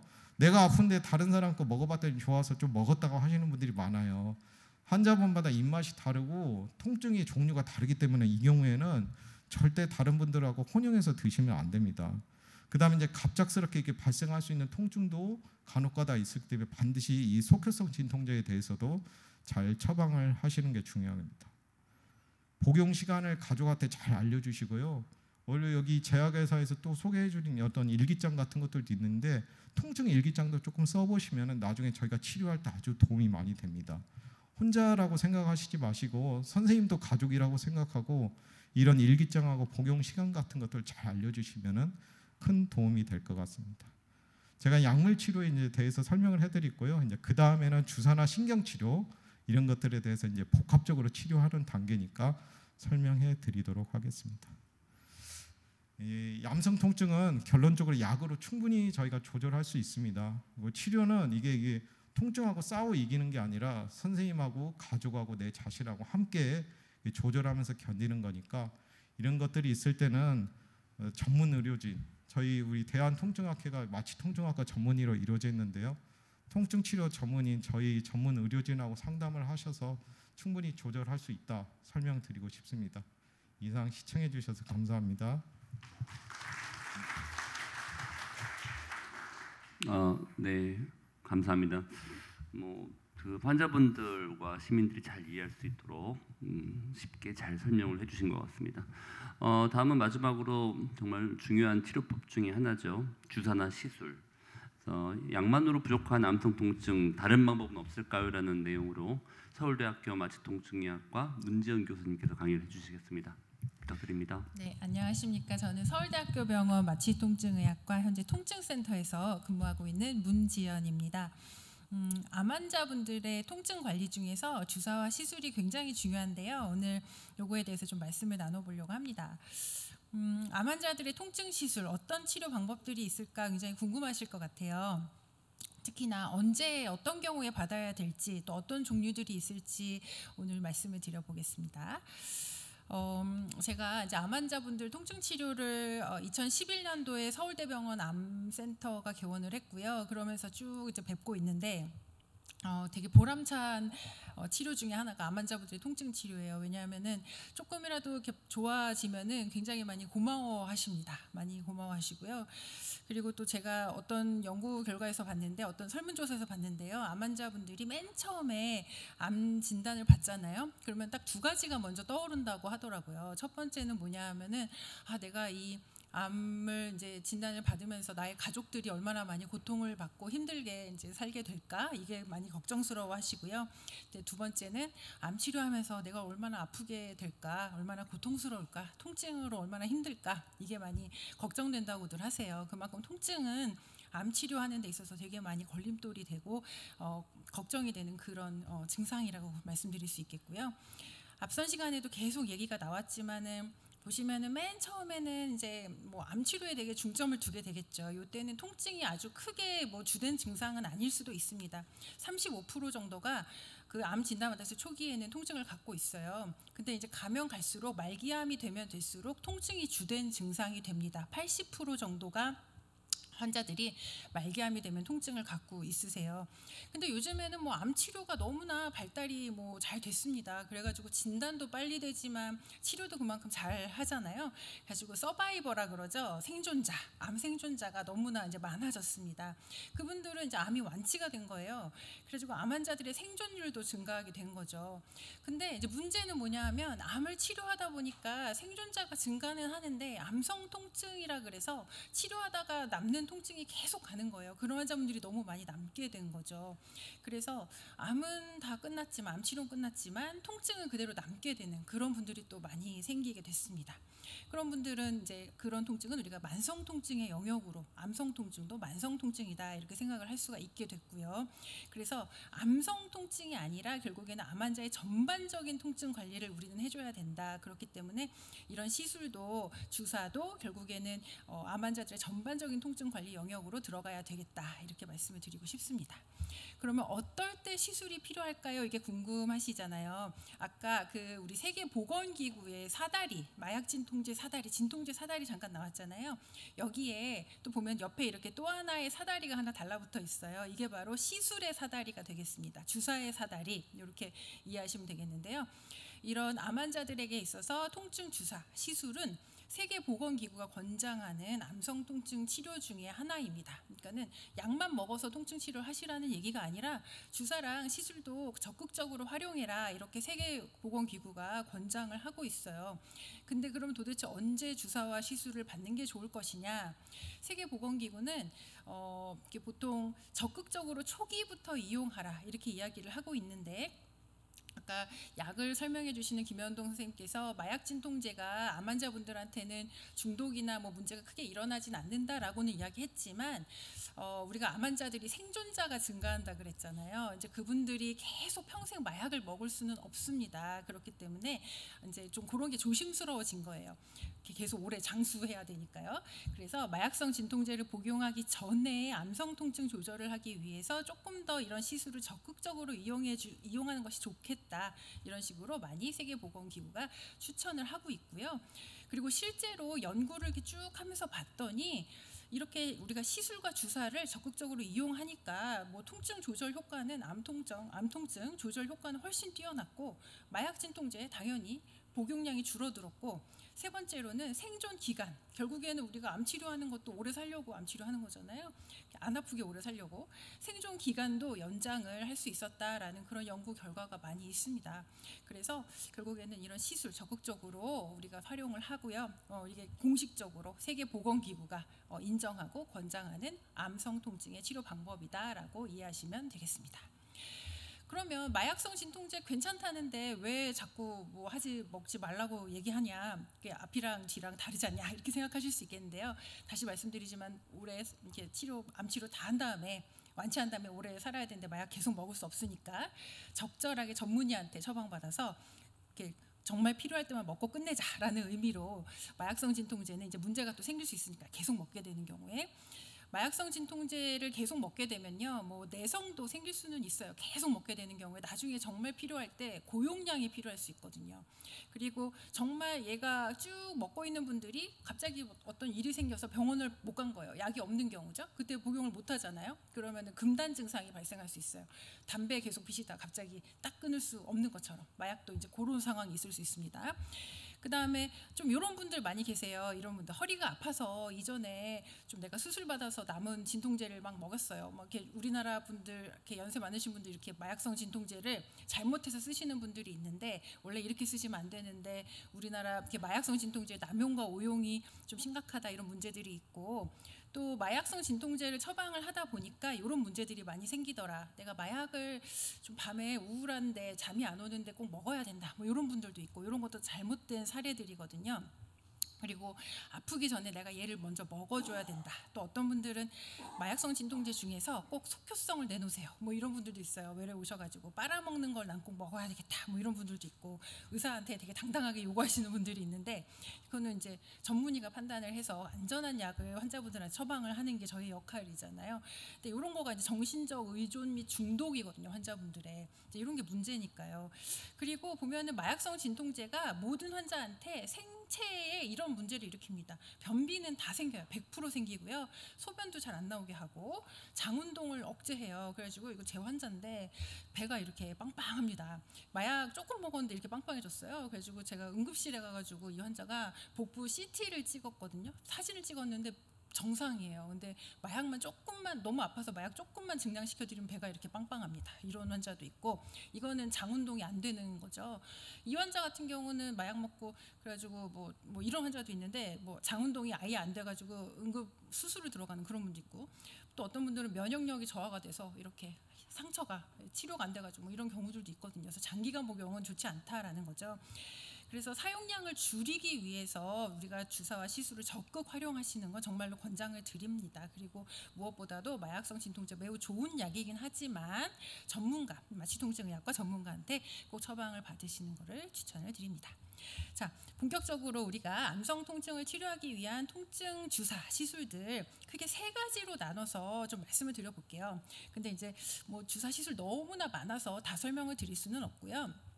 그냥 간단하게 말씀드리면 신경 차단, 신경 블록 뭐 이런 게 있고, 그다음에 우리가 내장에 이제 암이 생겼을 때 그 내장 신경들을 죽여버릴 수가 있어요. 파괴하는 거. 그다음에 마지막으로 뭐 신경을 이렇게 살짝 통증 신호 만들어내는 거를 변환을 시켜줄 수 있어요. 그런 치료 방법들이 있는데 우선 첫 번째로 국소 부위를 마취를 시키는 거, 신경 마취하는 방법을 암성 통증을 치료하기 위해 좀 사용을 해볼 수가 있습니다. 근데 그냥 마취만 시키면 마취 끝나면 다시 아파지는 거 아니야? 이렇게 생각하실 수 있잖아요. 물론 그럴 수 있죠. 근데 얘가 만약 마취를 일시적으로 했을 때 뭐 통증이 잘 완화된다면 그 치료 효과를 오래 가져가기 위해서 그 신경을 살짝 기절시킬 수도 있습니다. 그게 바로 고주파 신경 파괴술 뭐 이런 거예요. 고주파 신경 파괴술은 열을 신경에 이렇게 쐬줘서 신경을 싸고 있는 막을 살짝 태워주는 방법도 있고, 아니면은 고주파 에너지를 사용해서 신경을 미세하게 두들겨서 기절시켜주는 방법도 있습니다. 그리고 이런 신경들은요, 우리 머리 끝부터 발끝까지 바깥으로 관찰되는 모든 신경을 우리는 마취통증의학과 의사들은 다 기절시키고 다 이렇게 치료를 해줄 수가 있어요. 그래서 정말 전문가를 찾아가서 이런 암성 통증의 주사와 시술을 받는 거는 정말 중요합니다. 그래서 제가 이제 환자분들을 조금 사례를 소개시켜 드려보려고 하는데, 이 환자 같은 경우는 57세 여자 환자인데 이제 뇌종양을 앓고 계셨는데, 하필이면 이 뇌종양이 3차 신경 근처에 있는 거예요. 그래가지고 3차 신경통처럼 아파하셨어요. 그래서 문제는 뭐냐 하면은 양치할 때도 이런 경우 너무 아파요. 얼굴 쪽으로, 턱 쪽으로 아파하셨어요. 이렇게. 그리고 음식을 씹을 때 너무 아프고, 그러니까 얼마나 괴롭겠어요. 식사도 잘 못하고, 그런 게 이제 다 삶의 즐거움인데 너무 힘들잖아요. 또 말을 할 때 너무 아프고, 친구들도 못 만나고 그런 분이죠. 그래서 이게 지금 얼굴 사진이에요. 얼굴 엑스레이죠. 이게 코예요, 코. 그리고 이게 이렇게 이빨, 상하, 윗니빨, 아랫니빨, 그리고 여기 이제 신경 구멍이 보여요. 이걸 잘 찾아야 됩니다.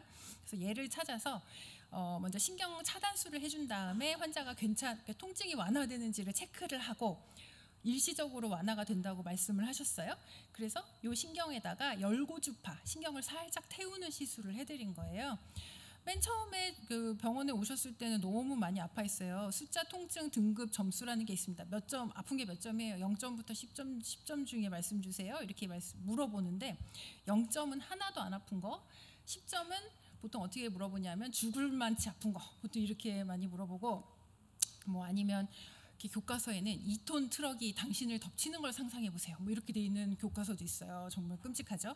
뭐 보통은 7점의 통증 점수는 여성분들 같은 경우는 출산의 고통을 7점 정도로 표현을 하기도 합니다. 남성분들 같은 경우는 이렇게 이렇게 고환을 때려서 맞은 통증 뭐 이런 거를 7점이라고 뭐 나와 있는 그런 교과서도 있어요. 그 정도의 통증이라고 하네요. 네, 그래서 보면은 맨 처음 왔을 때 7점이라고 해요. 굉장히 많이 아프셨죠? 근데 이렇게 보면은 요 시술을 받고 나서 통증 점수가 굉장히 많이 줄어든 걸 확인할 수 있습니다. 무엇보다도 식사를 하고 양치를 할 때 통증이 많이 줄어들었어요. 그래서 삶의 질이 많이 호전된 거를 확인할 수 있는 그런 환자분의 예가 되겠습니다. 또 이분 같은 경우는 유방암 환자였는데, 근데 이제 문제가 임파선이랑 가슴 요방 근처에 임파선이 되게 많아요. 그리고 또 뼈도 근처에 갈비뼈도 있고 많잖아요. 그래서 골전이가 있는 환자였고, 앞선 시간에도 뼈로 전이가 되면 굉장히 많이 아프다, 가장 많이 아픈 통증이다라고 말씀드렸어요. 기침할 때도 아프고 이렇게 움직일 때 많이 아픕니다. 이런 환자였는데, 문제는 뭐냐면 이런 전이가 신경 여러 개를 타고 통증을 전달한다는 거죠. 신경 여러 개를 타고 통증을 전달하는데 모든 신경을 다 차단할 수 없잖아요. 주사를 너무 많이 맞아야 되는 거죠. 그럴 수는 없어서, 그래서 어떻게 했냐 하면은 이렇게 신경이 지나가는 길목에다가 약을 한꺼번에 쭉 뿌려주는 그런 시술을 해준 거예요. 이렇게 약을 쫙 한 번에 뿌려주는데, 전문가를 찾아가시면 어떻게 하냐, 안전하게 해야 되잖아요. 시술은 무엇보다 안전하게 제일 중요합니다. 이렇게 초음파를 사용해서 이렇게 저희가 신경이 지나가는 길목을 찾습니다. 그래가지고 신경이 지나가는 길목에 바늘을 안전하게 집어넣고 그리고 약을 뿌려주는 그런 모습입니다. 여기에 보시면 여기 이쯤에 바로 폐가 있어요. 폐. 그래가지고 바늘이 어설프게 되게 깊게 퍽 들어가잖아요. 그럼 폐를 팍 찌르는 거예요. 그러면 기흉이 오거나 아니면은 뭐 이렇게 폐를 이제 잘못 손상을 입히게 되는 거죠. 큰일이 나는 거죠. 오히려 치료하러 갔다가 더 문제가 생겨가지고 응급실에 내원하게 되는 그런 상황. 그래서 전문가에게 이런 시술들은 다 받으셔야 됩니다. 그래서 이 시술 자체를 이제 신경이 지나가는 골목에 약물을 쫙 뿌려주는 그런 시술을 좀 반복하긴 했습니다. 이 환자 같은 경우는. 왜냐하면은 국소마취제를 이제 여러 번 사용을 해서 반복을 해줬는데, 아니 국소마취제만 자꾸 이렇게 뭐 주사해봤자 무슨 소용이 있느냐 이렇게 물어보실 수도 있어요. 그렇지만 중요한 거는 통증 신호가 자꾸 만들어지고, 통증이라는 거 결국 염증 물질인 거거든요. 근데 그거를 희석을 시켜주는 것 자체가 환자분의 통증을 이제 많이 감소시키는 역할을 했다라는 겁니다. 그래서 맨 처음에는 오셨을 때 이제 통증 점수가 매우 높았죠. 근데 이제 4주째 이제 이런 시술을 일주일에 한 번씩 반복을 했습니다. 그리고 나서 그 전에는 그러니까 통증 점수는 한 반 정도로 줄었어요. 아직도 좀 많이 아파하시긴 합니다. 왜냐하면 이제 여러 군데 전이가 있잖아요. 그러니까 전이라 그러죠. 근데 문제는 여러 군데가 안 좋긴 하시니까. 그럼에도 불구하고 예전에는 마약성 진통제를 먹어도 계속 아파서 힘들었지만, 이제는 뭐 진통제를 복용하면 그래도 지낼만 하다, 이 정도의 통증 완화까지는 왔다라는 거죠. 그래서 의미가 있다는 겁니다. 이 환자 같은 경우는 이제 여기에 이게 종양입니다. 이거 되게 크죠. 이게 종양이고요. 이게 척추뼈입니다. 척추뼈 옆에 이만한 종양 덩어리가 전이가 있는 거예요. 이만한 게. 그래서 맨 처음에 오셨을 때는 휠체어를 타고 이제 외래에 들어오셨고요. 어떻게 했냐면은 여기다가 얇은 관을 이 신경 지나가는, 그러니까 이 종양이 신경을 콱 눌러가지고 휠체어를 타고 들어오신 거예요. 걷지도 못하고 허리를 구부리지도 못하고 뭐 너무 힘들어하셨죠. 그래서 얇은 관을 이 신경이 지나가는 길목에다가 이렇게 거치를 한 다음에 약이 계속해서 뿌려지도록 그런 시술을 해드렸죠. 맨 처음에 휠체어 타고 들어오셨지만은 이제 3주 있다가 오셨을 때는 그래도 걸어 들어오셨습니다. 그리고 자가 보행을 할 수 있다, 집 앞에 공원 산책이 가능하다 정도까지도 이제 통증이 많이 완화됐던 그런 환자분의 케이스가 되겠습니다. 아까 이분은 양성 종양이에요. 요거는 그래가지고 그거는 좀 괜찮은 케이스였는데 이분은 악성 종양입니다. 요거는 폐암 환자고 늑골과 늑막으로까지 전이가 있어서 아예 잠을 앉아서 자야 돼요. 이런 분 같은 경우 누워서 잠을 잘 수가 없어요. 여기가 눌리니까, 이쪽이 등이거든요. 등 쪽이 눌리니까. 이분도 비슷한 시술을 했어요. 이 신경 지나가는 데다가 이제 관을 집어넣어서 이렇게 자가 통증 조절 자치를 거치를 해드린 거죠. 2주 있다가 이제 오셨고, 이분 당연히 뭐 기침할 때 난리가 나겠죠. 자세를 막 움직일 때 많이 아파하시는 분인데, 근데 맨 처음에 너무 아팠지만은 2주 있다 오셨을 때 뭐 여전히 통증은 많이 심합니다. 그렇지만은 그래도 누워서 잠을 잘 수 있다까지는 이제 만들어드렸던 그런 환자분이 되겠습니다.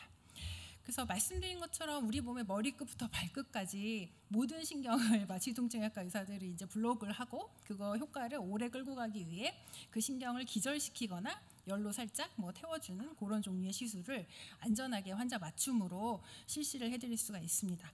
그 다음에 이제 가장 우리가 전통적으로 암 환자들의 암성 통증을 치료하는 게 내장신경을 아예 파괴하는 거예요. 내장신경 파괴술. 그러면 파괴하면은 뭐 이거 완전히 뭐 큰일 나는 거 아니에요? 라고 물어보시지만 얘네가 살아나긴 합니다. 그래가지고 그래도 한 6개월부터 서서히 다시 재생이 된다고는 해요. 교과서적으로 그렇게 돼 있습니다. 그래서 완전히 죽이는 건 아니다. 뭐 죽이는 거는 뭐 다양한 약물을 사용을 하는데요. 내장신경 파괴술이라고 하는 건 내장에 암이 있을 때 그 신경을 파괴한다, 이렇게 생각하시면 될 것 같아요. 내장의 암은 대표적인 게 뭐가 있을까요? 뭐 위암이라든지 췌장암이라든지 되게 많이 아픈 암들이죠.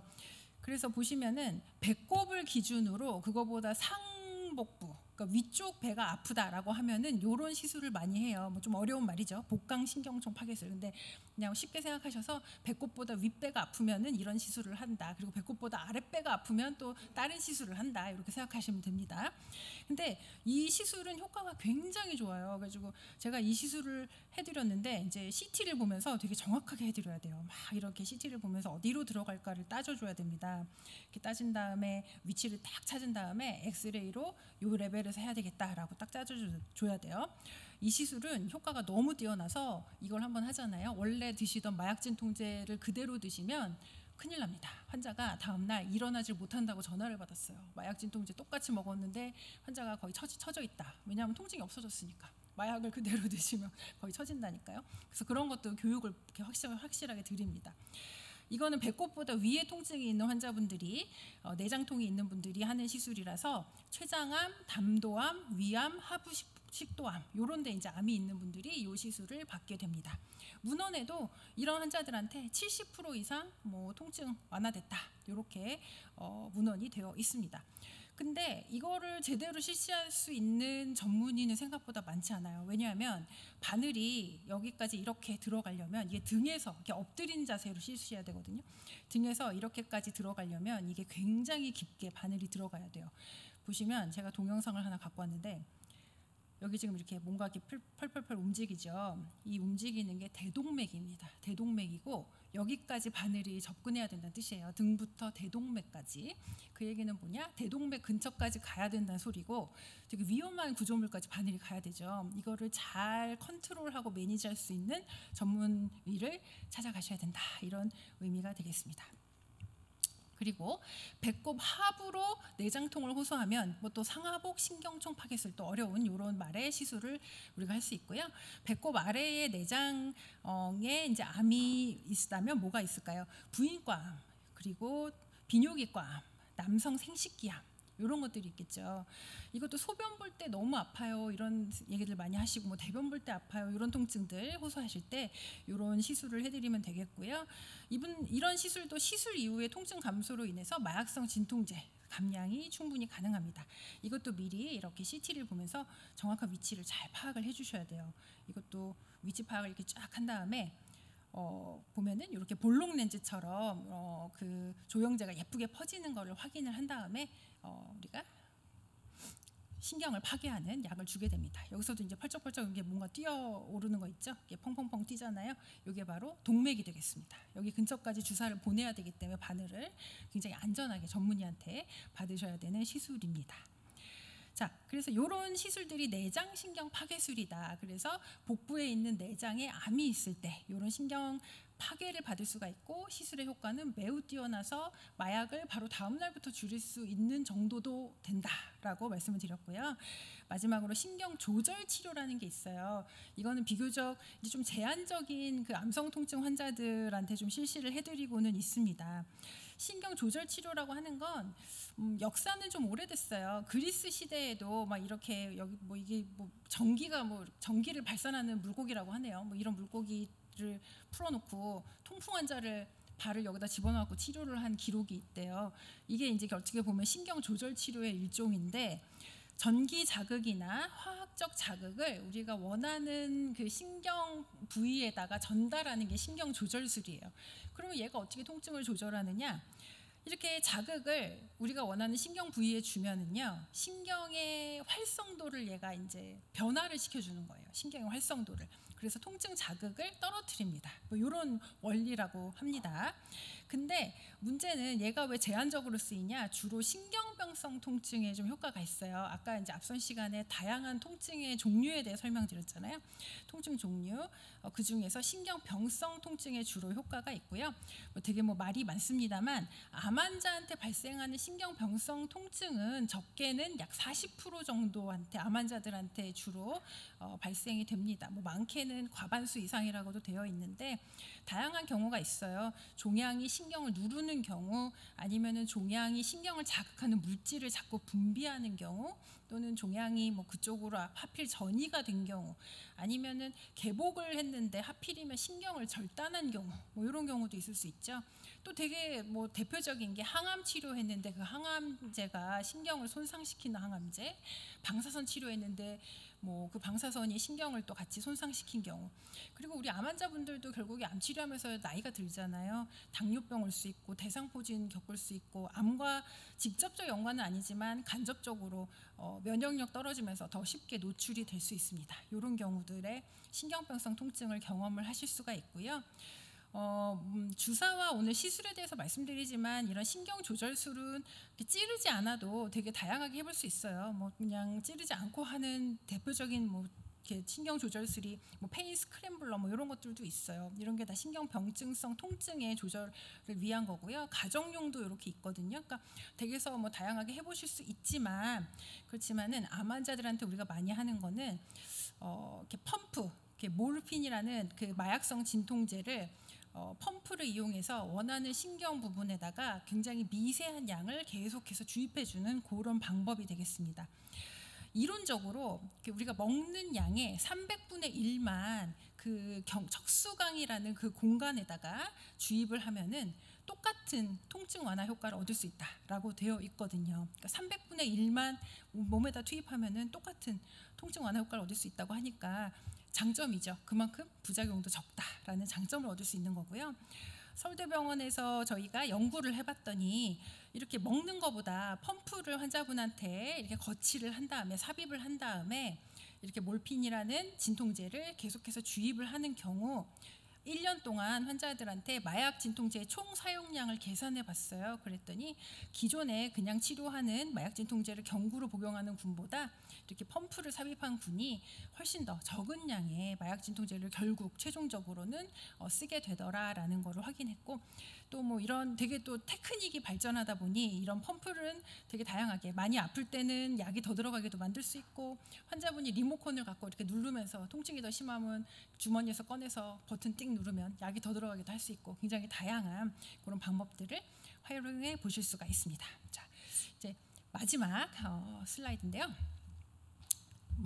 암성 통증 환자들의 통증 시술, 주사 언제 어떤 경우에 도움이 될까요? 많이 궁금해하실 텐데 실은 주사와 시술요법은 어떤 경우든 모두 전문의와 상의를 하실 수 있겠습니다. 적극적으로 추천을 드리고요. 근데 이제 우리가 바늘로 깊은 부위를 찌르는 시술을 침습적 시술이라고 표현을 해요. 찌른다는 뜻이고요. 근데 이런 거는 마약성 진통제를 복용하기 전부터 좀 적극적으로, 그러니까 마약성 진통제를 복용하기 전 단계에서 이제 실시를 하는 거를 보통 고려를 하게 됩니다. 굉장히 다양한 통증 주사와 시술을 통해서 우리는 암성 통증을 치료하고 관리할 수 있어요. 근데 중요한 거는 무엇보다도 아까 다양한 시술이 어떻게 보면 되게 위험할 수도 있는 시술들이 있다라고 말씀을 드렸고 전문가와 상의를 하는 게 필요합니다. 그래서 암성 통증은 이제 암 환자마다 모두 너무나 다르잖아요. 너무 다른 부위에 발생해요. 또 암 환자별로 기저질환 갖고 있는 게 다 다르죠. 어떤 환자는 당뇨 있고 어떤 환자는 뭐 혈압 있고 뭐 다 다르니까 또 어떤 환자는 먹는 약을 좀 더 선호할 수도 있고 어떤 환자는 약물 부작용이 너무 심해서 못 먹는 경우든 주사 치료를 좀 더 우리가 집중해야 되는 경우도 있습니다. 개인 맞춤 치료가 그만큼 중요하다는 거죠. 또 이런 얘기도 있어요. 서포티브 케어가 암 치료 자체를 더욱더 효과적으로 만든다. 그래서 암성 통증 치료를 위해서 이런 걸 통해서 여러분의 암 치료 자체의 효과를 더욱더 성공적으로 끌어올리기를 바랍니다. 네, 그래서 제 강의는 이렇게 마치도록 하겠습니다. 경청해 주셔서 감사합니다. 네, 세 분 연자분들 진심으로 감사드립니다. 좋은 강의 해주신 것 같고요. 근데 강의를 조금 시민분들이 이해하기 쉽게 설명을 하시다 보니까 좀 늦어진 것 같습니다. 그럼에도 불구하고 패널 토의가 중요하기 때문에 세 분 연자 모시고 될 수 있는 많은 패널 토의를 해보도록 노력을 하겠습니다. 세 분 앉아주시고요. 네, 이제 제 기본적인 거 한 가지만 조금 여쭤볼게요. 그 문지연 선생님 아까 그 시술을 통해서 통증을 줄여주면 생존 기간이 연장이 된다고 하셨잖아요. 그러면 그 시술이나 이런 약을 써서 통증을 줄이지 않고 통증을 내버려두면 혹시 뭐 그 오래 못 사시고 수명이 단축되고 그럴 수가 있는 건가요? 그러니까 그거는 이제 문헌별로 아직은 좀 논란의 여지는 당연히 있는데, 뭐 제가 찾은 문헌 중에 일부에서 그렇게 제시가 되어 있었습니다. 그래서 통증 조절을 통해서 생존 기간이 더 늘어났다. 그리고 또 마약성 진통제도 현재 자꾸 쓰는 것 자체가 암 환자들의 생존 여부에 영향을 더 줄 수 있다라는 그런 문헌들이 자꾸 나오고 있잖아요. 뭐 그거와 연관돼서도 또 그 연관된 이야기라고 저는 생각을 합니다. 그래서 암성 통증 조절을 통해서 또 마약성 진통제를 줄임으로써 또 면역력 억제를 또 완화시킬 수 있고 뭐 그런 거 덕분에 또 생존 뭐 기간도 더 늘릴 수 있다. 뭐 이렇게도 우리가 해석을 해볼 수가 있겠습니다. 네. 네, 이 부분이 굉장히 중요한 부분이라 제가 처음에 질문을 드린 겁니다. 그러니까 보통 뭐 우리가 암성 통증 그러면 이거는 삶의 퀄리티, 삶의 질을 개선시키기 위해서 통증을 줄이는 거다. 뭐 생명과는 전혀 상관이 없다라고 생각을 하시는 분들이 많지만 실제적으로 그 저희가 알고 있고 통증 자체가 어마어마한 면역을 억제시켜주는 그런 기능이 있습니다. 그래서 통증을 그냥 내버려 두면 면역 기능이 떨어져서 뭐 감염이나 이런 거 위험성이 더 커져서 그걸로 돌아가실 수도 있는 거고요. 하다못해 전이 같은 경우도 좀 더 빨라질 수 있다고 합니다. 그래서 우리가 시술을 좀 잘하거나 약을 잘 써서 통증을 줄여주면 환자 면역 기능이 올라가고 생명도 연장될 수 있다라는 부분이 있기 때문에 예전에는 진짜 뭐 퀄리티를 삶의 질을 개선시키기 위해서 약을 썼다라고 하면 요즘에 생명 연장 부분도 좀 더 신경을 써야 되지 않나라는 부분이 있어서 좀 더 적극적으로 치료를 해야 된다고 저는 개인적으로 생각을 하고 있습니다. 그 아까 박준모 선생님 그 강의 내용을 보면 그 3분의 2가 적절한 통증 관리 못 하고 있다라고 합니다. 상당히 좀 문제일 수도 있는데 이 왜 그런 문제가 생긴 근본 원인과 이를 좀 해결하려면 뭐 어떤 좀 중점적으로 좀 해 나가야 될지 좀 고민을 얘기해 주시면 고맙겠습니다. 첫 번째 제일 먼저 드는 생각은 그 통증을 처음 호소하는 게 혈액종양내과나 소화기내과처럼 본인 암을 치료하던 선생님한테 먼저 질문을 하게 되는 것 때문이라고 저는 생각이 됩니다. 근데 이제 저희가 요즘은 일반인들도 의학적 지식이 많이 늘면서 수술을 하면 나쁜 거라고 생각하지만 사실 의학 교과서에는 분명히 수술이 아주 좋은 치료임에도 불구하고 그게 경험이 쌓이면서 부작용 생긴 분들이 늘어나서 수술을 안 하려고 하듯이 혈액종양내과나 소화기내과 선생님들은 근본 약물 치료만 하시는 분이거든요. 다른 시술적인 이런 방법을 쓰실 수가 없는 분들이라서.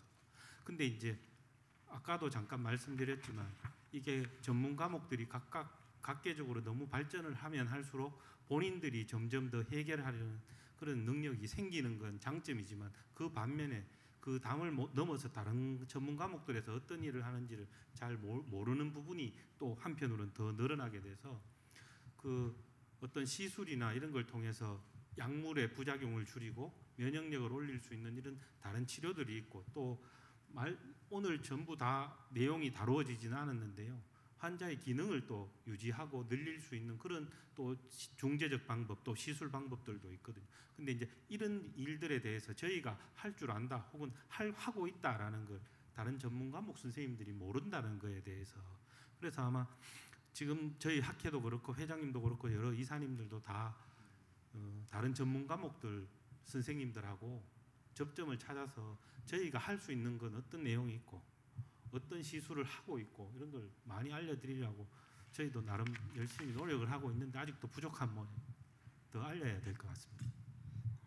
그러니까 그 환자분들이 뭐 내과 선생님만큼 진료를 보고 있다가 뭐 통증의학과로 보고 그러면 뭐 과를 바꾸는 것처럼 미안해하고 뭐 그러실 것 같은데요.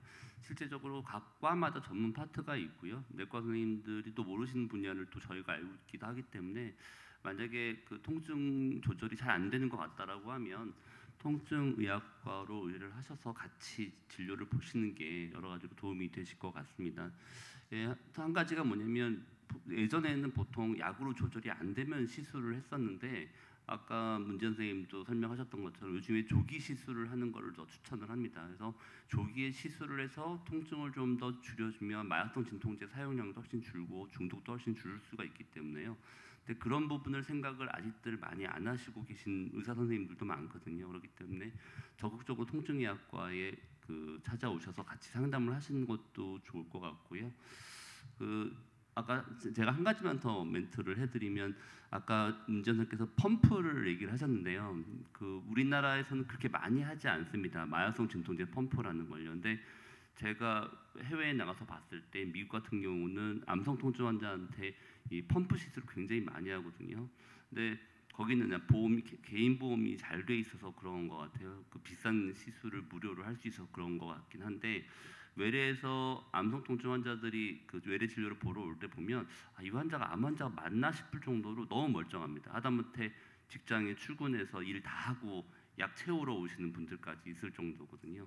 그만큼 굉장히 통증 조절이 잘 되면 이 사람들이 사회생활을 다시 하실 수가 있어요. 명확한 의식을 가지고 그리고 그러다 보면 더 살아야 되겠다는 생각도 들고 그러면 또 암과 또 열심히 싸울 수 있고 그런 순작용이 좀 있는 것 같더라고요. 근데 저희는 너무 그런 비싼 기계 잘 안 달려고 하고 정맥이나 먹는 주사제 마약으로 계속 유지를 하려고 하다 보니까 환자들은 계속 졸리고 부작용에 시달리고 이런 부분들이 좀 있는 것 같습니다. 그래서 조금 더 시술에 조금 더 신경을 좀 더 쓰는 게 좋지 않을까라는 생각을 해봅니다. 오늘 질문도 되게 많이 들어오셨는데요. 질문. 네. 일단 강의 듣다가 울컥하신 분들도 있었고 그래서 너무 좋은 강의 고맙다고 이렇게 하셨습니다. 김정근 선생님한테 간단히 질문 두 가지를 얘기하면 결국은 통증이라는 게 이제 10이 됐을 때 김존니 분이 이제 질문하셨는데 어느 정도까지 병원을 가거나 약을 먹지 않고 이제 참는 수준이 뭔지 그러니까 통증 10에서 1, 2 정도는 병원 안 가고 참아도 되는 건지 이런 질문을 이게 상당히 많은 사람이 궁금해하는 질문 같습니다. 병원은 꼭 가야 되는 그 수준이 적정 수준이 어느 정도인지를 또 알고 원하는 사람이 있었고 이 진통제 사용 관련해서 보호자 또는 환자가 좀 읽어볼 만한 어떤 자료가 있는 곳이 있는지 이런 것 좀 질문하셨습니다. 혹시 그 답변 좀 부탁드리고요. 네, 저도 그런 질문 이 마취통증학과 외래에서 자주 듣는 질문 중에 하나인데요. 기본적으로 우리 한국 사회에서 의사 선생님이 어떤 약물이라든지 그다음에 어떤 주사나 시술, 수술을 할 때 가장 기본적인 원칙이 환자에게 해가 되지 않는 것을 원칙으로 하고 있습니다. 뭐 극히 아주 일부나 아주 비정상적인 상황에서 그러지 않는 것들을 확대해 가지고 마치 모든 의사 선생님들이 그렇게 되는 것처럼 한국 사회가 조금 불신의 사회가 된 것이 제가 너무 가슴 아프게 생각하는데, 기본적으로 우리가 해도 그만 안 해도 그만인 경우에 하는 선생님은 제가 생각할 때는 별로 없을 것 같고 거의 없다고 봐도 될 것 같습니다. 약물을 쓸 때 이 환자한테 필요한 약이라고 생각하면 처방을 하지만 필요 없는데 굳이 처방을 할 수 있는 선생님은 그렇게 제 주변에 저는 지금까지 본 적은 없어요. 그러니까 이런 통증이라는 것들이 특히 암 환자 같은 경우에는 내가 일상생활을 하는데 이것 때문에 아침에 밥 먹고 세수하고 산책하고 가족들하고 외출 가고 하는데 지장이 있다. 내가 하는데 이것 때문에 오늘은 못 갈 것 같아. 오늘은 내가 루틴대로 뭘 했는데 오늘은 몸이 안 좋아서 하루 정도는 그럴 수 있겠지만 적어도 그게 2, 3일 정도 지속이 된다면은 쉽게 제가 설명드리면 그런 경우에는 선생님한테 가서 상의를 받아보시는 게 좋습니다.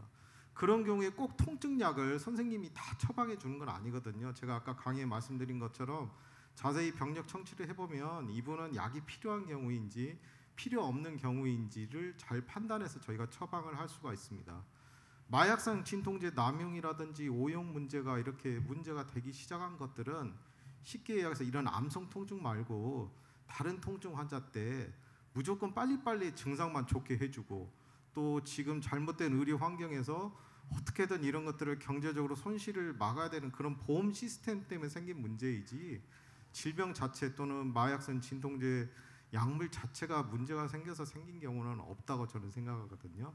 그래서 결론적으로 말하면 아까 말한 그 일상생활의 루틴에 뭔가 조금 장애가 되는 것들이 2, 3일 정도 지속될 때는 미리 가서 상의하시는 게 좋고요.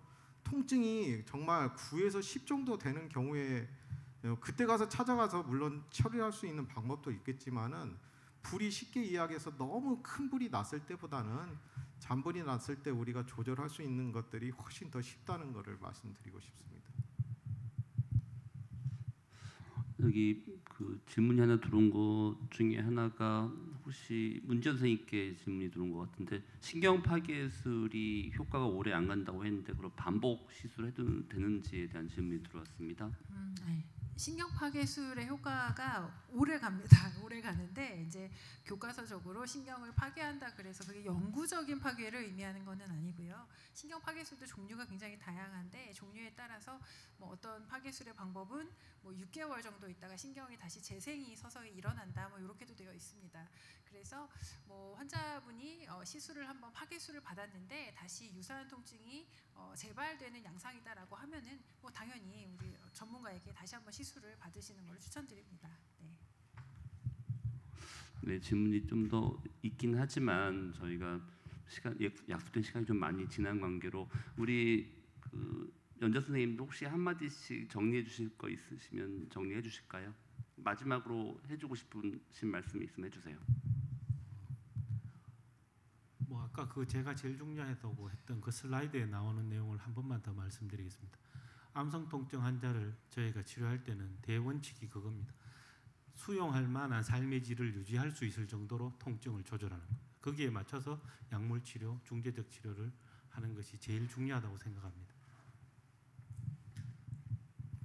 네, 저희 그 대한통증학회에서는 오래 전부터 이런 암성 통증 환자들을 치료하기 위해서 전문 지식을 잘 쌓아오고 저희끼리 교육을 많이 하고요. 최근에는 환자분들에게 좋은 정보를 제공하려고 노력을 하고 있습니다.